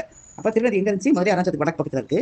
இப்ப அந்த திருநதிக்கு வடக்கே சேயாறுன்னு ஒரு நதி இருக்கு. அது வந்து முந்தி முருகப்பெருமான் வேலை எறிந்து அழைத்த தீர்த்தமா. அந்த தீர்த்தம் வந்து எப்படி வந்தது, முருகப்பெருமான் வேலை எறிந்தவுடன் அந்த இடத்த வந்து உருவான தீர்த்தம். அதுல ரொம்ப பிரகாசிக்கின்ற வேலையுடைய அந்த முருகப்பெருமானே மூழ்கி அசுரர்களை கொல்லும் வரமும் அமிர்தபானம் செய்யும் தேவருடைய சேனாதிபதி என்கிற பெயரும் பெற்றார். அமரர்களுக்கு சேனாதிபதிங்கிற பெயரும் பெற்று என்ன வரும், அசுரர்களை கொல்லும் வரமும் பெற்றார் முருகப்பெருமான் அப்படின்னு அந்த நதியோட சிறப்பை சொல்றார். அடுத்த பாடல் 512. நிறுத்தராலயத்தினுள்ளே சிவதடம் உளது நித்தங் கருத்தினால் நினைத்தால் தெய்வக்கங்கையில் படிந்த தொக்கும் ஊர்த்திரர் பலரும் மாசி மகத்திலே உகந்து மூழ்கி எருத்தனில் இருந்து தேவர் எவரினும் ஏற்றம் பெற்றார். அப்ப என்ன சொல்றாங்கன்னா, சுவாமியோட ஆலயத்துல சிவகங்கைன்னு ஒரு தீர்த்தம் இருக்குது. அப்போ அது கோயிலுக்குள்ளே இருக்கு. அதை தினந்தோறும் மனசால் நினைச்சாலே என்ன ஆகும், கங்கையில முழுகின பலன் உண்டாகுமா. அந்த தீர்த்தத்தை முழுக கூட வேண்டாம், நம்ம மனசால் நினைச்சாலே, தினம் ஒரு மனசை நினைச்சாலே போதும், நம்மளுக்கு கங்கையில முழுகினா என்ன பலன் கிடைக்குமோ அந்த பலன் கிடைக்கும். ருத்ரர்கள், அநேக ருத்ரர்கள் மாசி மாதத்துல அதுல ஸ்நானம் செஞ்சு ரிஷப வாகன அருளராய் எல்லா தேவர்களிலும் மேன்மை பெற்றார்கள். அப்ப பெருமான போல அவங்க வந்து அநேக ருத்ரர்கள் வந்து மாசி மாதத்துல ஸ்நானம் செஞ்சு எல்லா தேவர்களை விட உயர்ந்த மேன்மை பெற்றவர்களாக விளங்குகிறார்கள். அடுத்த பாடல் 513. சக்கர தீர்த்தம் அந்த தரத்தின் குணபால் தோன்றும் மைக்கடல் அணைய மேனி வராக மார்படிந்ததாகும் அக்கறை வளமாய் வந்தோர் முடுகினோர் அருந்தினோர்கள் துக்க சாகரமிட்டு ஈசன் துணைப்பதம் பெறுவர் அன்றே. இன்னொன்று சக்கர தீர்த்தம் ஒரு தீர்த்தம் இருக்கான். அது என்ன சொல்லுது, முன் சொன்ன தீர்த்தத்துக்கு கலக்கில் இருக்கு. அதாவது முதல் தீர்த்தம் வடக்க இருந்துச்சு திருநதி, அந்த வடக்கில் இருக்க நதிக்கு வடக்க இருந்தது தான் இந்த முந்தின பாடலில் சொன்ன நதி. இப்போ அந்த இதுக்கு குணப்பால், அதுக்கு கிழக்க இருக்கிறது. இது வந்து எப்படின்னா, முன்னாலேயே சமுத்திரத்தில் நிறம் போல விஷ்ணு வராக அவதாரத்தில் மூழ்கி பெயர் பெற்றதாகுமா. அதாவது விஷ்ணு வராக அவதாரம் எடுத்தப்ப இதில் மூழ்கி அதில் அவர் பெயர் பெற்றார். அதில் தான் அவர் முழுமையடைந்தார். அந்த தீர்த்தத்தை வளமாக வந்தாலும் அதில் மூழ்கினவங்களும் இல்லை நீரை உட்கொண்டவர்களும் என்ன செய்வாங்க, துன்ப சமுத்திரத்திலிருந்து நீங்கி சிவனது 2 பாதத்தை இடமாக பெறுவார்கள், சிவனுடைய திருவடி அடையும் பேர் பெறுவார்கள் அப்படின்னு சொல்றது. இல்லையாது சக்கர தீர்த்தம். இது அது முன்ன சொன்ன கிழக்கு, இது சமுத்திரம் போன்ற இருக்கிறதால வராக அவதாரத்தில் விஷ்ணு பகவான் இது வந்து மூழ்கி பேர் பெற்றார். இதை வந்து வளம் வந்தாலும் சரி, அதில் மூழ்கினாலும் சரி, குடித்தாலும் சரி, எல்லாரும் வந்து துன்பம் நீங்கி சிவனுடைய திருவடி அடைவார்கள் அப்படின்னு சொல்லி ஆசிரியர் கூறுகிறார். அடுத்த பாடல் 514. நாயகன் அமரும் கோயிலின் மருங்கினில் இடன கோயில் தூயவன் பெயராம் தீர்த்தன் தீயவன் திசையில் தோன்றும் காயமத்தடத்தில் தோய்ந்தார் பிறவியாங்கடலில் தோயார் 1000 சனந்தோறும் அடைந்த தீவனையும் தீர்ப்பார். பாருங்க எவ்வளவு பெருமையாக சொல்றாரு. அந்த தீர்த்தம் அருணாச்சல சேர்ந்திருக்கிற கோயிலுக்கு பக்கத்துல அக்னி திசையில தாமரையாகிய சிறந்த ஆலய தோசிக்கும் பிரம்மனால் அமைக்கப்பட்ட பிரம்ம தீர்த்தம் ஒரு தீர்த்தம் இருக்கான். அப்போ நம்ம போன இடத்துல கவனிக்கணும். அப்போ கோயிலுக்கு அக்னி திசையில அப்போ தென்கிழக்கில் இருக்கும். அந்த தாமரையாகிய சிறந்த ஆலய தோசிக்கிற பிரம்மனால் அமைக்கப்பட்ட பிரம்ம தீர்த்தம் இருக்கு. அதில் முழுக்க நம்ம என்ன செய்வாங்கன்னா, பிறவி சமுத்திரத்தில் மூழ்கார்கள். அப்படின்னா என்ன அர்த்தம், மீண்டும் பிறவிக்கு வரார்கள். அந்த சமுத்திரத்தில் மூழ்க வேண்டிய அவசியம் வராது. அது போக அவங்க எத்தனையோ ஆயிரம் பிறப்புகளா சேர்த்து வச்ச தீவனி எல்லாம் தீர்ந்துருமா. அப்போ அந்த பிரம்ம தீர்த்தம் மூழ்கினா ஆகாமியும் தீர்ந்து பிறவியும் தீர்ந்து மறுபடியும் இது இருக்காது என்று சொல்கிறார். தீவனையை தீர்ப்பார்கள் அப்படின்னு சொல்லி தீர்த்துக் கொள்வார்கள் அவர்கள். அதாவது அந்த மூழ்கினவர்கள் பிறவி சமுத்திரத்தில் மூழ்க மாட்டாங்க அப்படின்னு சொல்றார். அடுத்த பாடல் 515. அத்தடம் முழுகி செம்பொன் அணு அளவு அடிப்பாராகில் சத்த சாகரம் சூழ் இந்த புவியலாம் தனத்தினாலும் முத்தனி மணியினாலும் நிறைந்தது முழுதும் ஈசன் பக்கற்பால் அளிக்கும் அந்த பலத்தினும் அதிகமாகும். தீர்த்து தெரியுது பாருங்க. அந்த தீர்த்தத்தில் முடிஞ்ச பிறகு ஒரு அணு அளவு தங்கம் தானமாக கொடுத்தாலும் என்ன ஆகும், இந்த சத்த சமுத்திரம் சூழ்ந்த பூமி எல்லாம் இருக்கிற பூமி எல்லாம் சொர்ணத்தினாலையும் தங்கத்தாலையும் நவரத்தினாலும் நிறைஞ்சிருமா. ஒரு அணு அளவு கொடுத்தாலே ஃபுல்லாக நிறைஞ்சிரும். அதையெல்லாம் சுவாமியுடைய பக்கத்தில் கொடுத்துன்னா அதோட பலன் அதிகமாகுமா. அப்போ ஒரு சின்ன அளவு கொடுத்தா நம்மளுக்கு நிறைய தங்கமும் ரத்தனமும் நிறையும். அதை வந்து சுவாமியுடைய பக்தருக்கு யாராவது ஒருத்தருக்கு நம்ம கொடுத்தோம்னா அது பலனிலும் அதிகமாகும். அதாவது இப்போ ஒரு சிவனடியாருக்கு தானம் பண்ற என்ன பலன் கிடைக்குமோ அதை விட அதிகமாக இருக்குமா இந்த அணுவளவு சொர்ணத்தை கொடுத்தா கிடைக்கிற பலன் அப்படின்னு சொல்றாரு. அடுத்த பாடல் 516. தேனகு தடத்தின் மூழ்கி செய்யவான் ஈந்தோர் வெள்ளைத்தான வாரணம் சூழ் செம்பொற் சைல நேர் விமானத்து ஏறி மேனகை அரம்பை தூய கவரிகள் இரட்டம் மேவி யானிலோர் மயிர்க்கு ஓர் கற்பமரன் பதத்திருப்பர் அன்றே. அதாவது தேன் பொருந்திய புஷ்பங்களையுடைய அந்த தீர்த்தல தேனகு தடத்தின் அந்த தீர்த்த புஷ்பத்துல அதுல மூழ்கி சிவப்பு பசுவதானம் செஞ்சா என்னாகும்? மதம் கொண்ட வெள்ளை யானைகள் சூழ்ந்து தாங்கப்பட்ட மகாமேரு போல. அப்ப மகாமேருவை தாங்குவது மதம் கொண்ட வெள்ளை யானைகள். அந்த யானைகள் சூழ்ந்து தாங்கி கொண்டிருக்கிற மகாமேரு மாதிரி சொர்ண விமானத்தில் ஏறிக்கொண்டு, அந்த மேர்மனை ஏறி போற மாதிரி தங்க விமானத்தில் ஏறிக்கொண்டு மேனகை அரம்பை 2 பேருக்கும் பரிசுத்தமாகிய கவரி வீச போய் அந்த பசுவோட மயிர் ஒன்னொன்னுக்கும் ஒரு கற்பகாலம், ஒரு மயிருக்கு ஒரு கற்பகாலம் சொல்லி கணக்குல அப்ப எவ்வளவு கணக்கே பார்க்க முடியாது. அப்ப அவங்க சிவபதத்தில் இருப்பார்கள் அப்படின்னு சொல்றாங்க. அந்த தீர்த்தத்தில் மூழ்கி சிவப்பு பசுவை தானம் செஞ்சா மகாமேரு மாதிரி சொர்ண விமானத்தில் ஏறி அந்த மேனகை அரம்பை 2 பேரும் வந்து பரிசுத்தமா இந்த கவரி வீசுவாங்கன்னா பெருமானுடைய உபசாரத்தில் உண்டு கவரி வீசுவது. அந்த மாதிரி இந்த கவரி வீச போனா அந்த பசுவோட மயிர் ஒன்னொன்னுக்கும் ஒரு கற்பகால கணக்குல அவங்க சிவபதத்தில் இருப்பார்கள் அப்படின்னு சொல்றாரு. அடுத்த பாடல் 517. காலமே அதனை மூழ்கி கரியவான் அடித்தோ கோல நீளமால் வரை போனில நீல நெருங்கிய விமானத்து ஏறி சூளமே பிடித்து பூத கணத்தவர் தொடர்ந்து போற்ற பாலலோசனர் வாழ்கின்ற பரபதத்து இருப்பர் அன்றே. அதாவது இந்த தீர்த்தத்துல காலமாய மூழ்கி கற்பசுவ தானம் செஞ்சா, போன தடவை சொன்னாரு வெள்ளை, அதுக்கு அந்த சிவப்பு பசு சொன்னாரு, இப்போ வந்து கருப்பசுவ தானம் செஞ்சா அழகு பொருந்தி நீல மலை போல நீல ரத்தனம் இழைத்து அந்த விமானத்துல அப்ப அதில் ஏறிக்கிட்டு சூழாயுதம் பிடிச்சிக்கிட்டு பூதகணங்கள் தொடர்ந்து நம்மளை வணங்குற அளவு வணங்கி நெற்றிக்கனுடைய சிவனது பரமபதத்தில் இருப்பார்கள். அப்போ அப்படியே பரமபதத்திலேயே போயிடுவாங்க. போனதாக சிவபதத்தில் இருப்பாருங்கிறாரு. இப்போ அதுக்கு ரொம்ப வித்தியாசம் இல்லை. அப்போ காலமே மூழ்கி கற்பசுவ தானம் செஞ்சா நீல மலையில நீல ரத்தனத்தினால இணைத்த விமானத்தில் ஏறி சூழாயத்தை பிடிச்சிக்கிட்டு பூதகணங்கள்லாம் தொடர்ந்து நம்மளை வணங்கி கொண்டிருக்க மாதிரி நெற்றிக்கண்ணியுடைய சிவனது பரமபதத்தில் இருப்பார்கள் என்று கூறுகிறார் ஆசிரியர். சைவ இல்லப்பனாவலர் அருளிய அருணாச்சல புராணம் மூலம் உரையும் பார்த்துக் கொண்டிருக்கிறோம். அதில் தீர்த்த சர்க்கத்தில் 518வது பாடல். வெள்ளையான் அடித்தோர் வெள்ளை விடைகள் 1000 சூழ் முத்தின் கொள்ளையாம் விமானத்து ஏறி இமையவர் குலாம் கொண்டு ஏற்ற வள்ளலார் பதத்தில் சேர்வர் மலைக்குடை செருப்பு தந்தோர் எல்லரும் பரிமா வீந்தோர் இந்திர பதத்தில் சேர்வார். அப்ப இது என்ன சொல்றாருன்னா, அந்த காலத்துல நம்ம ஒவ்வொரு தீர்த்தத்தையும் முழுகி நம்ம என்ன தானம் கொடுக்குறோமோ அதுக்கு என்னென்ன பலன் அப்படின்னு சொல்றாரு. முதல் வந்து வெள்ளை பசு சொன்னாரு, சிவப்பு பசு சொல்றாரு. இப்போ வந்து அந்த தீர்த்தத்துல முழுகி வெள்ளை பசுவை தானம் கொடுத்தா என்ன ஆகும் போடுறாரு. முதல்ல கருப்பு பசு, அப்புறம் சிவப்பு பசு சொன்னார். இப்போ வெள்ளை பசு தானம் கொடுத்தா 1000 வெள்ளை ரிஷபங்கள், அது 1000 ரிஷபங்கள் வந்து சூழ்ந்த முத்தினால் அலங்கரிக்கப்பட்ட விமானத்தில் ஏறிக்கொண்டு தேவர்கள் கூட்டமாக சேர்ந்து வணங்க, எல்லாரும் வணங்குவாங்க. அப்போ போனதில் வந்து யார் வணங்குறாங்கன்னு சொன்னார், பூதகணங்கள் வணங்க. இப்போ தேவர்கள் வணங்குறாங்க. வணங்கி சுவாமியோட பக்கத்தில் போய் சேருவாங்களாம். அப்போ மலைக்குடையும் பாதரட்சியும், மலைக்கு குடையும் இல்லை பாதரட்சியும் கொடுத்தவங்களும் இகழ்ந்து இல்லாத குதிரை கொடுத்தவங்களும் என்ன செய்வாங்க, தேவேந்திர பதவியில் சேர்வார்கள். அப்போ கொடை பாதரட்ச குதிரை கொடுத்தவங்களுக்கு தேவேந்திர பதவியும், பசுவை அது வெள்ளை பசுவை தானமாக கொடுத்தா என்ன செய்வாங்க, சுவாமியை பக்கத்திலையும் சேர்வார்கள். அதாவது சாருகம் சாமீபம் சொல்லுங்க, அந்த முக்தி கொடுப்பாரு. அடுத்த பாடல் 519. கன்னியை தானமாக கரைந்து அடித்தோர் தேவர் பொன்னியல் உலகில் போக பூமியில் அழகை நாட்டின் மின்னியல் மலரோன் நாட்டில் விரும்பின நுகர்ந்து தேவர் சென்னியால் வணங்கி போற்ற சிவபதத்து இருப்பர் அன்றே.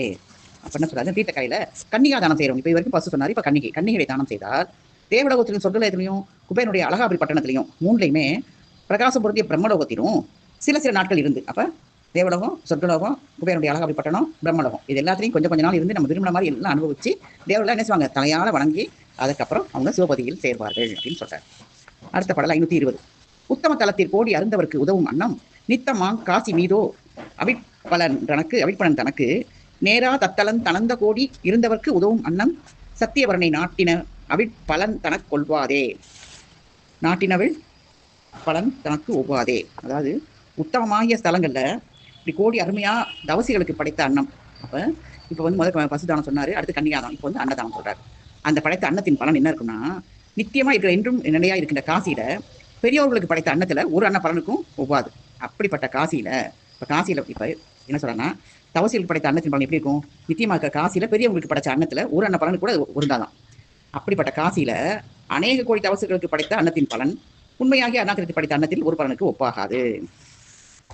இது கொஞ்சம் கவனிங்க. அதாவது உத்தமமான ஸ்தலத்துல நம்ம அருமையான தவசிகளுக்கு படைச்ச அன்னத்தோட பலன் எப்படி இருக்குன்னா, எவ்வளவு படைச்சாலும் காசியில பெரியவங்களுக்கு படைக்கிற அன்னத்துல ஒரு அன்னத்து பலனுக்கு கூட ஈடாகாது.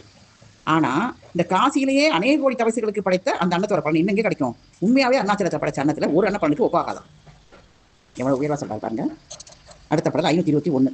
ஆவடி அளவு பூமி அந்தனருக்கு அளித்தோர் ஈசன் சேவடி நிழலில் தங்கள் கிளையுடன் செருக்கி வாழ்வார் மாவிடையாளருக்கு விட்டோர் மற்றொரு விடைமேல் ஏறி மேவிடும் சிவலோகத்தில் பவனி போய் ஓப்பார் அன்றே. என்ன சொல்றாருன்னா, இந்த பசுவோட குழம்பு பாத சுவடுக்குள்ள பாலம், அந்த குழம்பு அளவு பூமி நம்ம பிராமணர்களுக்கு தானம் செஞ்சவங்க என்ன செய்வாங்க, பரமசிவனோட பாதங்கள்ல தங்களுடைய சுற்றத்தோடு தான் மட்டுமல்ல தங்களுடைய சுற்றத்தோடு கழித்து வாழ்வார்கள். எப்படி பசுவோட குழம்பு, அது குழம்பு பார்த்துருப்பீங்க எவ்வளவு, அந்த அளவு பூமி கொடுத்தாலும் பிராமணர்கள் தானம் செஞ்சா பிராமணர்களுக்கு கொடுத்தா அவங்க ஈஸ்வரனுடைய பாதங்கள்ல திருவடி நிழல்ல தங்களுடைய சுற்றத்தோட தான் மட்டுமல்ல தன் சுற்றத்தோடு கழித்து வாழ்வார்கள்.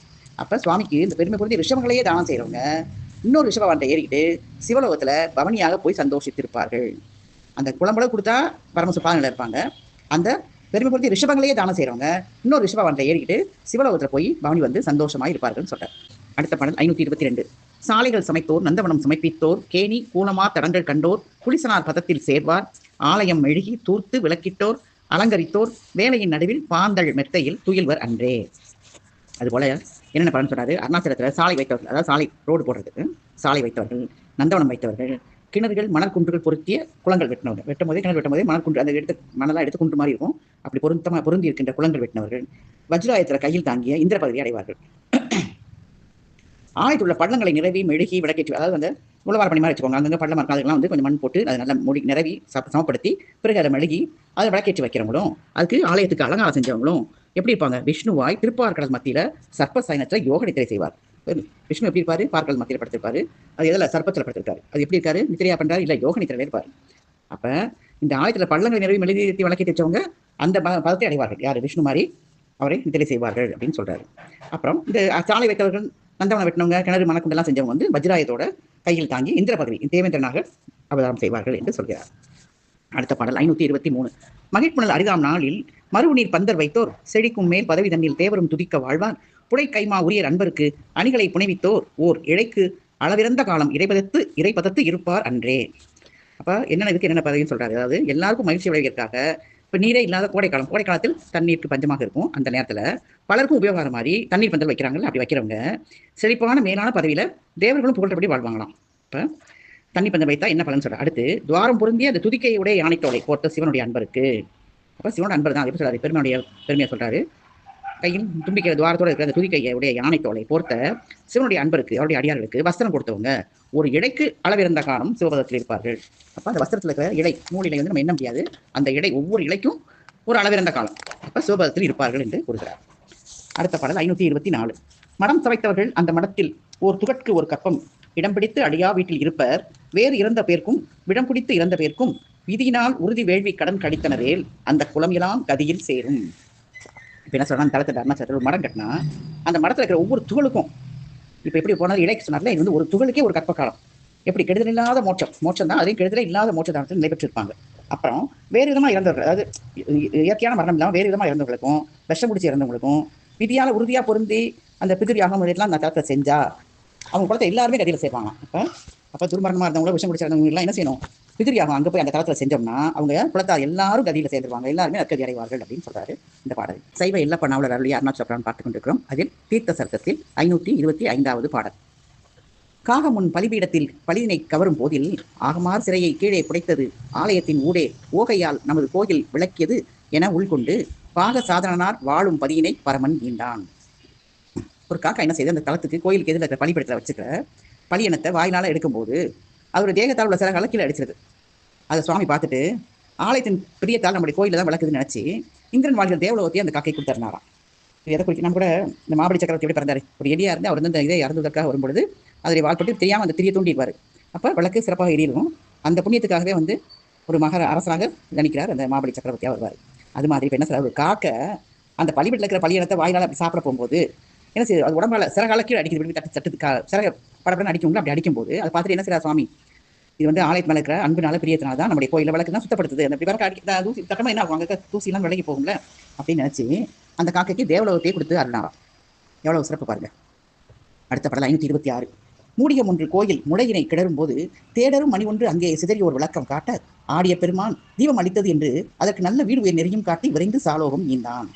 இதை பார்த்தாலும் நல்லா புரியும் பாட்டு. அதாவது ஒரு பெருச்சல் என்ன செய்யுது, இந்த கோயிலில் வலை உண்டாக்குது. வலைனா என்ன செய்யாது, ஒரு சின்ன கொஞ்சம் மாதிரி தோண்டிட்டே போகும்.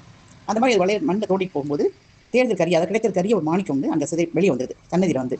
அதாவது இப்படி மண்ணை அள்ளி காலால் தள்ளிட்டே வரும், வெளியே மண்ணை தள்ளும்போது நாங்கள் உள்ள பள்ளம் உண்டாயிட்டே போகும், அது வெளியே உள்ள போகும். அந்த வெளியே வந்த மண்ணில் ஒரு அரிய மாணிக்க மணி கிடக்குது. அது என்ன செய்யுது, அப்படியே ஜொலிக்கு உள்ள மணி. அதை பார்த்தா எப்படி இருக்குது, சாமிக்கு எப்படி தோணுதான், அது விளக்கு காண்பிக்குது அப்படின்னு சொல்லி அது நடனம் செய்தார். அப்போ அது விளக்கு போல காண்பிக்க நடனம் செஞ்ச சுவாமி என்ன சொல்றாரு, நமக்கு தான் தீபம் கொடுத்தது அப்படின்னு நினைச்சு அதுக்கு ஞான மார்க்கத்தையும் தெரிவித்து சாலோக பதவியும் கொடுத்தாராம். அடுத்த பாடல் 527. சிலந்தி ஒன்று ஒரு நாள் அந்த திருமலை இடத்து நூலை கலந்து உடன் இழைக்க இது கலை நமக்கு அளித்தது என்று நலம் திகழ் அரசனாக்கி அதற்கு நல்ல அறிவு நல்கி உழந்த பின் நெடிய மாயன் உலகினை உதவினானே. அடுத்தது பெருச்சாளி பண்ண, இப்போ அடுத்து காக்கா பெருச்சாளி, இப்போ இது சிலந்தி. அந்த அழகான மலையில் ஒரு நாள் ஒரு சிலந்தி என்ன செய்து வாயால் நூலால் பின்னுது. அது பின்றதை பார்த்துட்டு இது வந்து தோளால் நமக்கு வஸ்திரம் நெஞ்சு கொடுத்தது அப்படின்னு சொல்லி பெருமான் அதை ஏற்றுக்கிறார். அந்த சிலந்தியை நல்ல குணமுள்ள அரசனாக பிறப்பித்து அதுக்கு நல்ல ஞானத்தை கொடுத்து, பாருங்க பெருமானுடைய கருணை என்ன வேணும், ஞானம் கொடுத்தாதான் பெருமானுடைய கருணைன்னு தெரியுது. அந்த நல்ல ஞானத்தை கொடுத்து அப்புறம் தேக வியோகமான பிறகு, அதாவது அந்த பிறகு முடிந்த பிறகு விஷ்ணு லோகத்தையே கொடுக்கிறார் அந்த சிலந்திக்கு. அடுத்த பாடல் 528. ஒரு மணலை சிவன் உருவம் என நினைத்து அவ்விடத்தில் வைத்தோன் ஒருவன் பின்னை பரகதி புக்கடைந்து சிவன் என்ன வேற்றுமை அகன்ற பதவி சேர்ந்தான். என்ன சொல்றாருன்னா, பொறுவரி அந்த பாட்டில் வந்து அதுக்கு அர்த்தம் சொன்னாங்க. பொறுவரிய அருணகிரி பதிவடம் இது என உரைத்து புண்டரீக திருமுக மண்டலம் மலர்ந்தே இருந்தனன்னா மறை போன்ற செல்வன் தானே. என்ன சொல்றாருன்னா, அந்த தளத்தை ஒரு மணலை எடுத்து அது சிவன் உருவம் அப்படின்னு நினைச்சு வைக்கிறார். அப்படி வச்சா மேலாகிய கதியை சேர்ந்து ரொம்ப உயர்ந்த கதி அடைந்து, உயர்ந்த பதவி, அதாவது உயர்ந்த பதம், கதினா ஒரு நிலை, அதை அடைந்து சிவபெருமான் என்றும் இவன் என்றும் அப்படி பேதமில்லாமல் இருக்கிற மாதிரி சாரூபம் சொல்றோம்னா அந்த சார்பிய பதவி தான் சொல்றாரு. பார்த்தா சிவபெருமான் போன்ற தோட்டத்தை அழித்து அவனுக்கு சாரூபிய பதவியை பெற்றான். அந்த ஒப்பில்லாத அருணாச்சலத்துடைய வளம் இதுதான் அப்படின்னு சொல்லி தாமரை மலர் போன்ற முகமலர்ந்து சொல்லுகிறார். 4 வேதங்களையும் சொன்ன பிரம்மதேவர். பிரம்ம வந்து வேதம் சொல்லியிருக்காரு. அந்த 4 வேதங்களையும் சொன்ன பிரம்மதேவரே முகமலர்ந்து சொல்கிறார். இதுதான் அந்த எப்படி இருக்கு, இதுதான் அந்த ஒப்பில்லாத அருணாச்சலத்துடைய வளம். அப்ப அருணாச்சலத்தில் நம்ம எது செய்தாலும் அது வந்து ஒப்பில்லாத பெரிய உயர்ந்த பதவியும் தனத்தையும் அளிக்கக்கூடியது என்று பிரம்மதேவர் கூறுகிறார் அப்படின்னு சொல்றார். இந்த பாடலோடு 8வது தீர்த்த சர்க்கம் முடிந்தது. சைவ எல்லப்பண்ணாவுள்ள அதனுடைய அருணாச்சல புராணம் பார்த்துக் கொண்டிருக்கிறோம். அதில் தீர்த்த சர்க்கம் முடிந்தது. இப்பொழுது திருமலை வலம்புரி சர்க்கம், இது 9வது சர்க்கம். இதோட சுருக்கம் பார்க்கலாம்.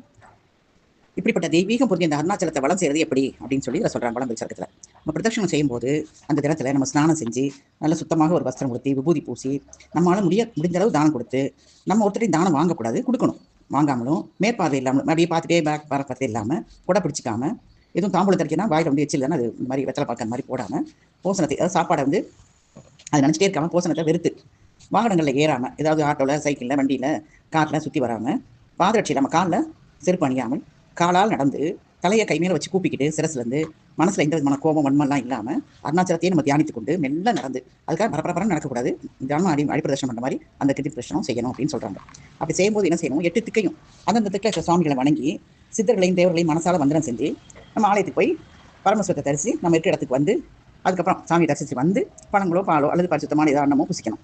மற்றபடி அந்த ஸ்தலத்தில் இருக்கிறவங்க செய்ய வேண்டியது என்னென்னா, அதிக தூரத்துலேருந்து வர்றவங்க அவங்க வருத்தத்தால் எந்த விதமாக வளர்ந்தாலும் புண்ணியம் தான். அதாவது ரொம்ப தூரம் ஊர்லேருந்து வந்து இறங்கி அவங்க வளம் வரவங்க அவங்க வந்து இந்த மாதிரி பிரதர்ஷனம் செய்கிறவங்க வந்து மோட்ச சாம்ராஜ்யத்தை அடைவார்கள் அப்படின்னு சொல்கிறாரு. இந்த மாதிரி இருக்கிறவங்க வந்து இதான் வந்து இப்படி தளத்தில் இருக்கவங்க செய்ய வேண்டியது. இந்த மலையோட 8 திக்கிலையும் திக்குப்பாளர்கள் மாதிரி அவங்க பேரால் சிவலிங்களை ஸ்தாபிச்சு பூசிச்சிருக்காங்க. 8 திக்கிலையும் 8 சிவலிங்கம் இருக்குது. அது கிழக்க வந்து பார்வை பூசித்த தலை லிங்கம் இருக்குது. தெற்க வஜ்ராங்கத பாண்டியன் அவன் பூசித்த புழுக்கணி இறைவர் அப்படிங்கிற பேரில் சிவலிங்கம் இருக்குது. மேற்க பிரம்மாவால் பூசிக்கப்பட்ட அணி அண்ணாமலையார் அப்படிங்கிற சிவலிங்கம் இருக்குது. சூரியனால் பூசிக்கப்பட்டதும் இருக்குது. இப்படி வந்து பரசிவமான அநேக சிவலிங்கங்கள் இருக்கின்றன இப்படி மலையை பற்றி சுற்றி வரும்போது கொடுக்கிறார்கள். இப்பொழுது பாடல் பார்க்கலாம். 529. கனகம் மலர் தடங்கள் அது பெருமையினால் கழித்தேன், அந்த அனகமலை வலம்புரியும் செயலினையும் பெரிய உரைத்து அருள்வாய் என்று சனகமுனி எழுந்து படிந்து உரைக்குதலும் மனமகிழ்ந்து கிரணக்கோடில் தினகரனார் திறந்து அடைக்கும் திருக்கோயில் கடவுள் இவை செப்பல் ஆனான். அப்போ கனகமலை அப்படின்னு கூப்பிடாத மேலான பிரம்மனே, இந்த சிறந்த பொன் போன்ற நேரத்துடைய தாமர புஷ்பங்கள் சூழ்ந்த தீர்த்தங்களுடைய பெருமையெல்லாம் சொல்ல கேட்டீங்க, நான் ரொம்ப சந்தோஷப்பட்டேன். இப்போ பாவங்கள் இருக்கின்ற அந்த சோனகிரியை வளம் செய்யும் பெருமையும் எனக்கு தெரிய அருளி செய்யுங்கள் அப்படின்னு சொல்லி சனகிரிசி என்ன சொல்ல எழுந்து வணங்கி சொன்ன உடனே மனசுல ரொம்ப சந்தோஷமாகி சூரியன் என்ன செய்யுது, தன் கிணமாகிய திறவுகோளால், அது சூரியனுடைய கிரகங்கள் தான், அது திறவுகோள், அது வந்து சாவி மாதிரி சொல்றாரு, அதை திறந்து மூடுகின்ற அந்த தாமரை மலராகிய கோயிலில் வாசம் செய்கின்ற பிரம்மதேவர் சொல்ல தொடங்குறாரு. அப்போ தாமரை வந்து திறந்து மூடுகின்ற மலராகிய அந்த கோயில் எது, பிரம்மதேவருடைய கோயிலாம். அது திறவுகோள், அதாவது காலையில் அந்த கோளால் திறந்து மூடுகின்ற அந்த கோயிலில் வாசம் செய்கின்ற பிரம்மதேவர் சொல்ல தொடங்குறார். என்ன சொல்றாருன்னு அடுத்த பாடல் பார்க்கலாம். பாடல் 530. கற்பமெல்லாம் அரிய தவம் புரிந்தவரும் அதன் பெருமை காணமாட்டார், அற்பதவம் புரிந்தவருக்கு அருணகிரி வளத்தின் நலம் அறியலாமோ, சிற்பரன் தன் புகழ் கேட்கும் விருப்புடையாய் என உனக்கு செப்பான் என்றே, அற்புதம் இக்கதை அமுதை செவி வழியே புகட்ட இன்பம் அருந்துக என்றான்.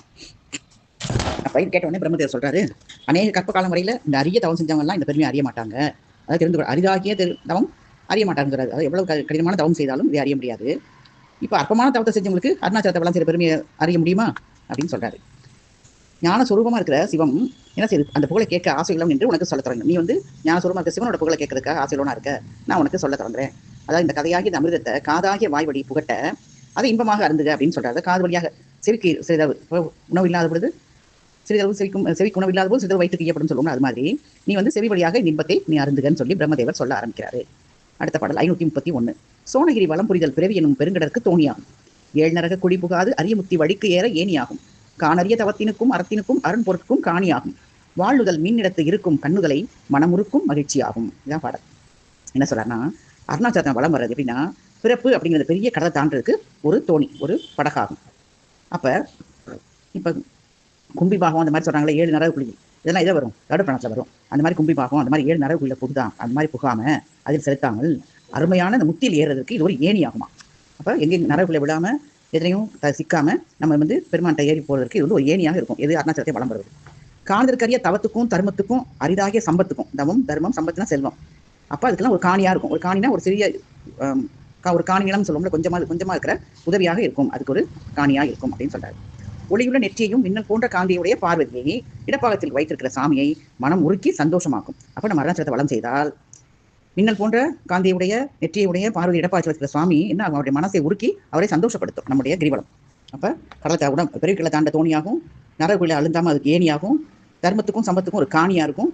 இந்த ஒளியுள்ள நெற்றியையும் மின்னல் போன்ற காந்தியுடைய இடப்பாகத்தில் சுவாமியை மனமுருக்கி சந்தோஷமாகும். இது எல்லாமே கிரிவலத்தினுடைய பலன்களாக பிரம்மா சொல்கிறார். அடுத்த படல் 532. காசி முதல் சிறப்புடைய தலங்களிலே இருந்து இறையை கற்பகாலம் பூசை செய்யும் ஒரு பலமும், நெடுங்காலம் அரியத்தவம் புரியை தானும், தேசிகனால் உரைத்தபடி சமாதியிலே இருந்து பெறும் சித்தி தானும், நேசமுடன் அருணகிரி வலம் வருக என்று உரைப்பதற்கு நிகழதாமோ அப்படின்னு கேட்கிறார். என்ன சொல்றாருன்னா, காசி முதல்ல சிறப்பாக சொல்ல போனா காசி தான் சொல்லுவோம் நம்ம. அந்த மாதிரி சிறப்புடைய அந்த திவ்ய தலங்கள்ல பரமேஸ்வரன் கற்பகாலம், அந்த பூசை கற்பகாலங்கிறது மிக அதிக காலம்.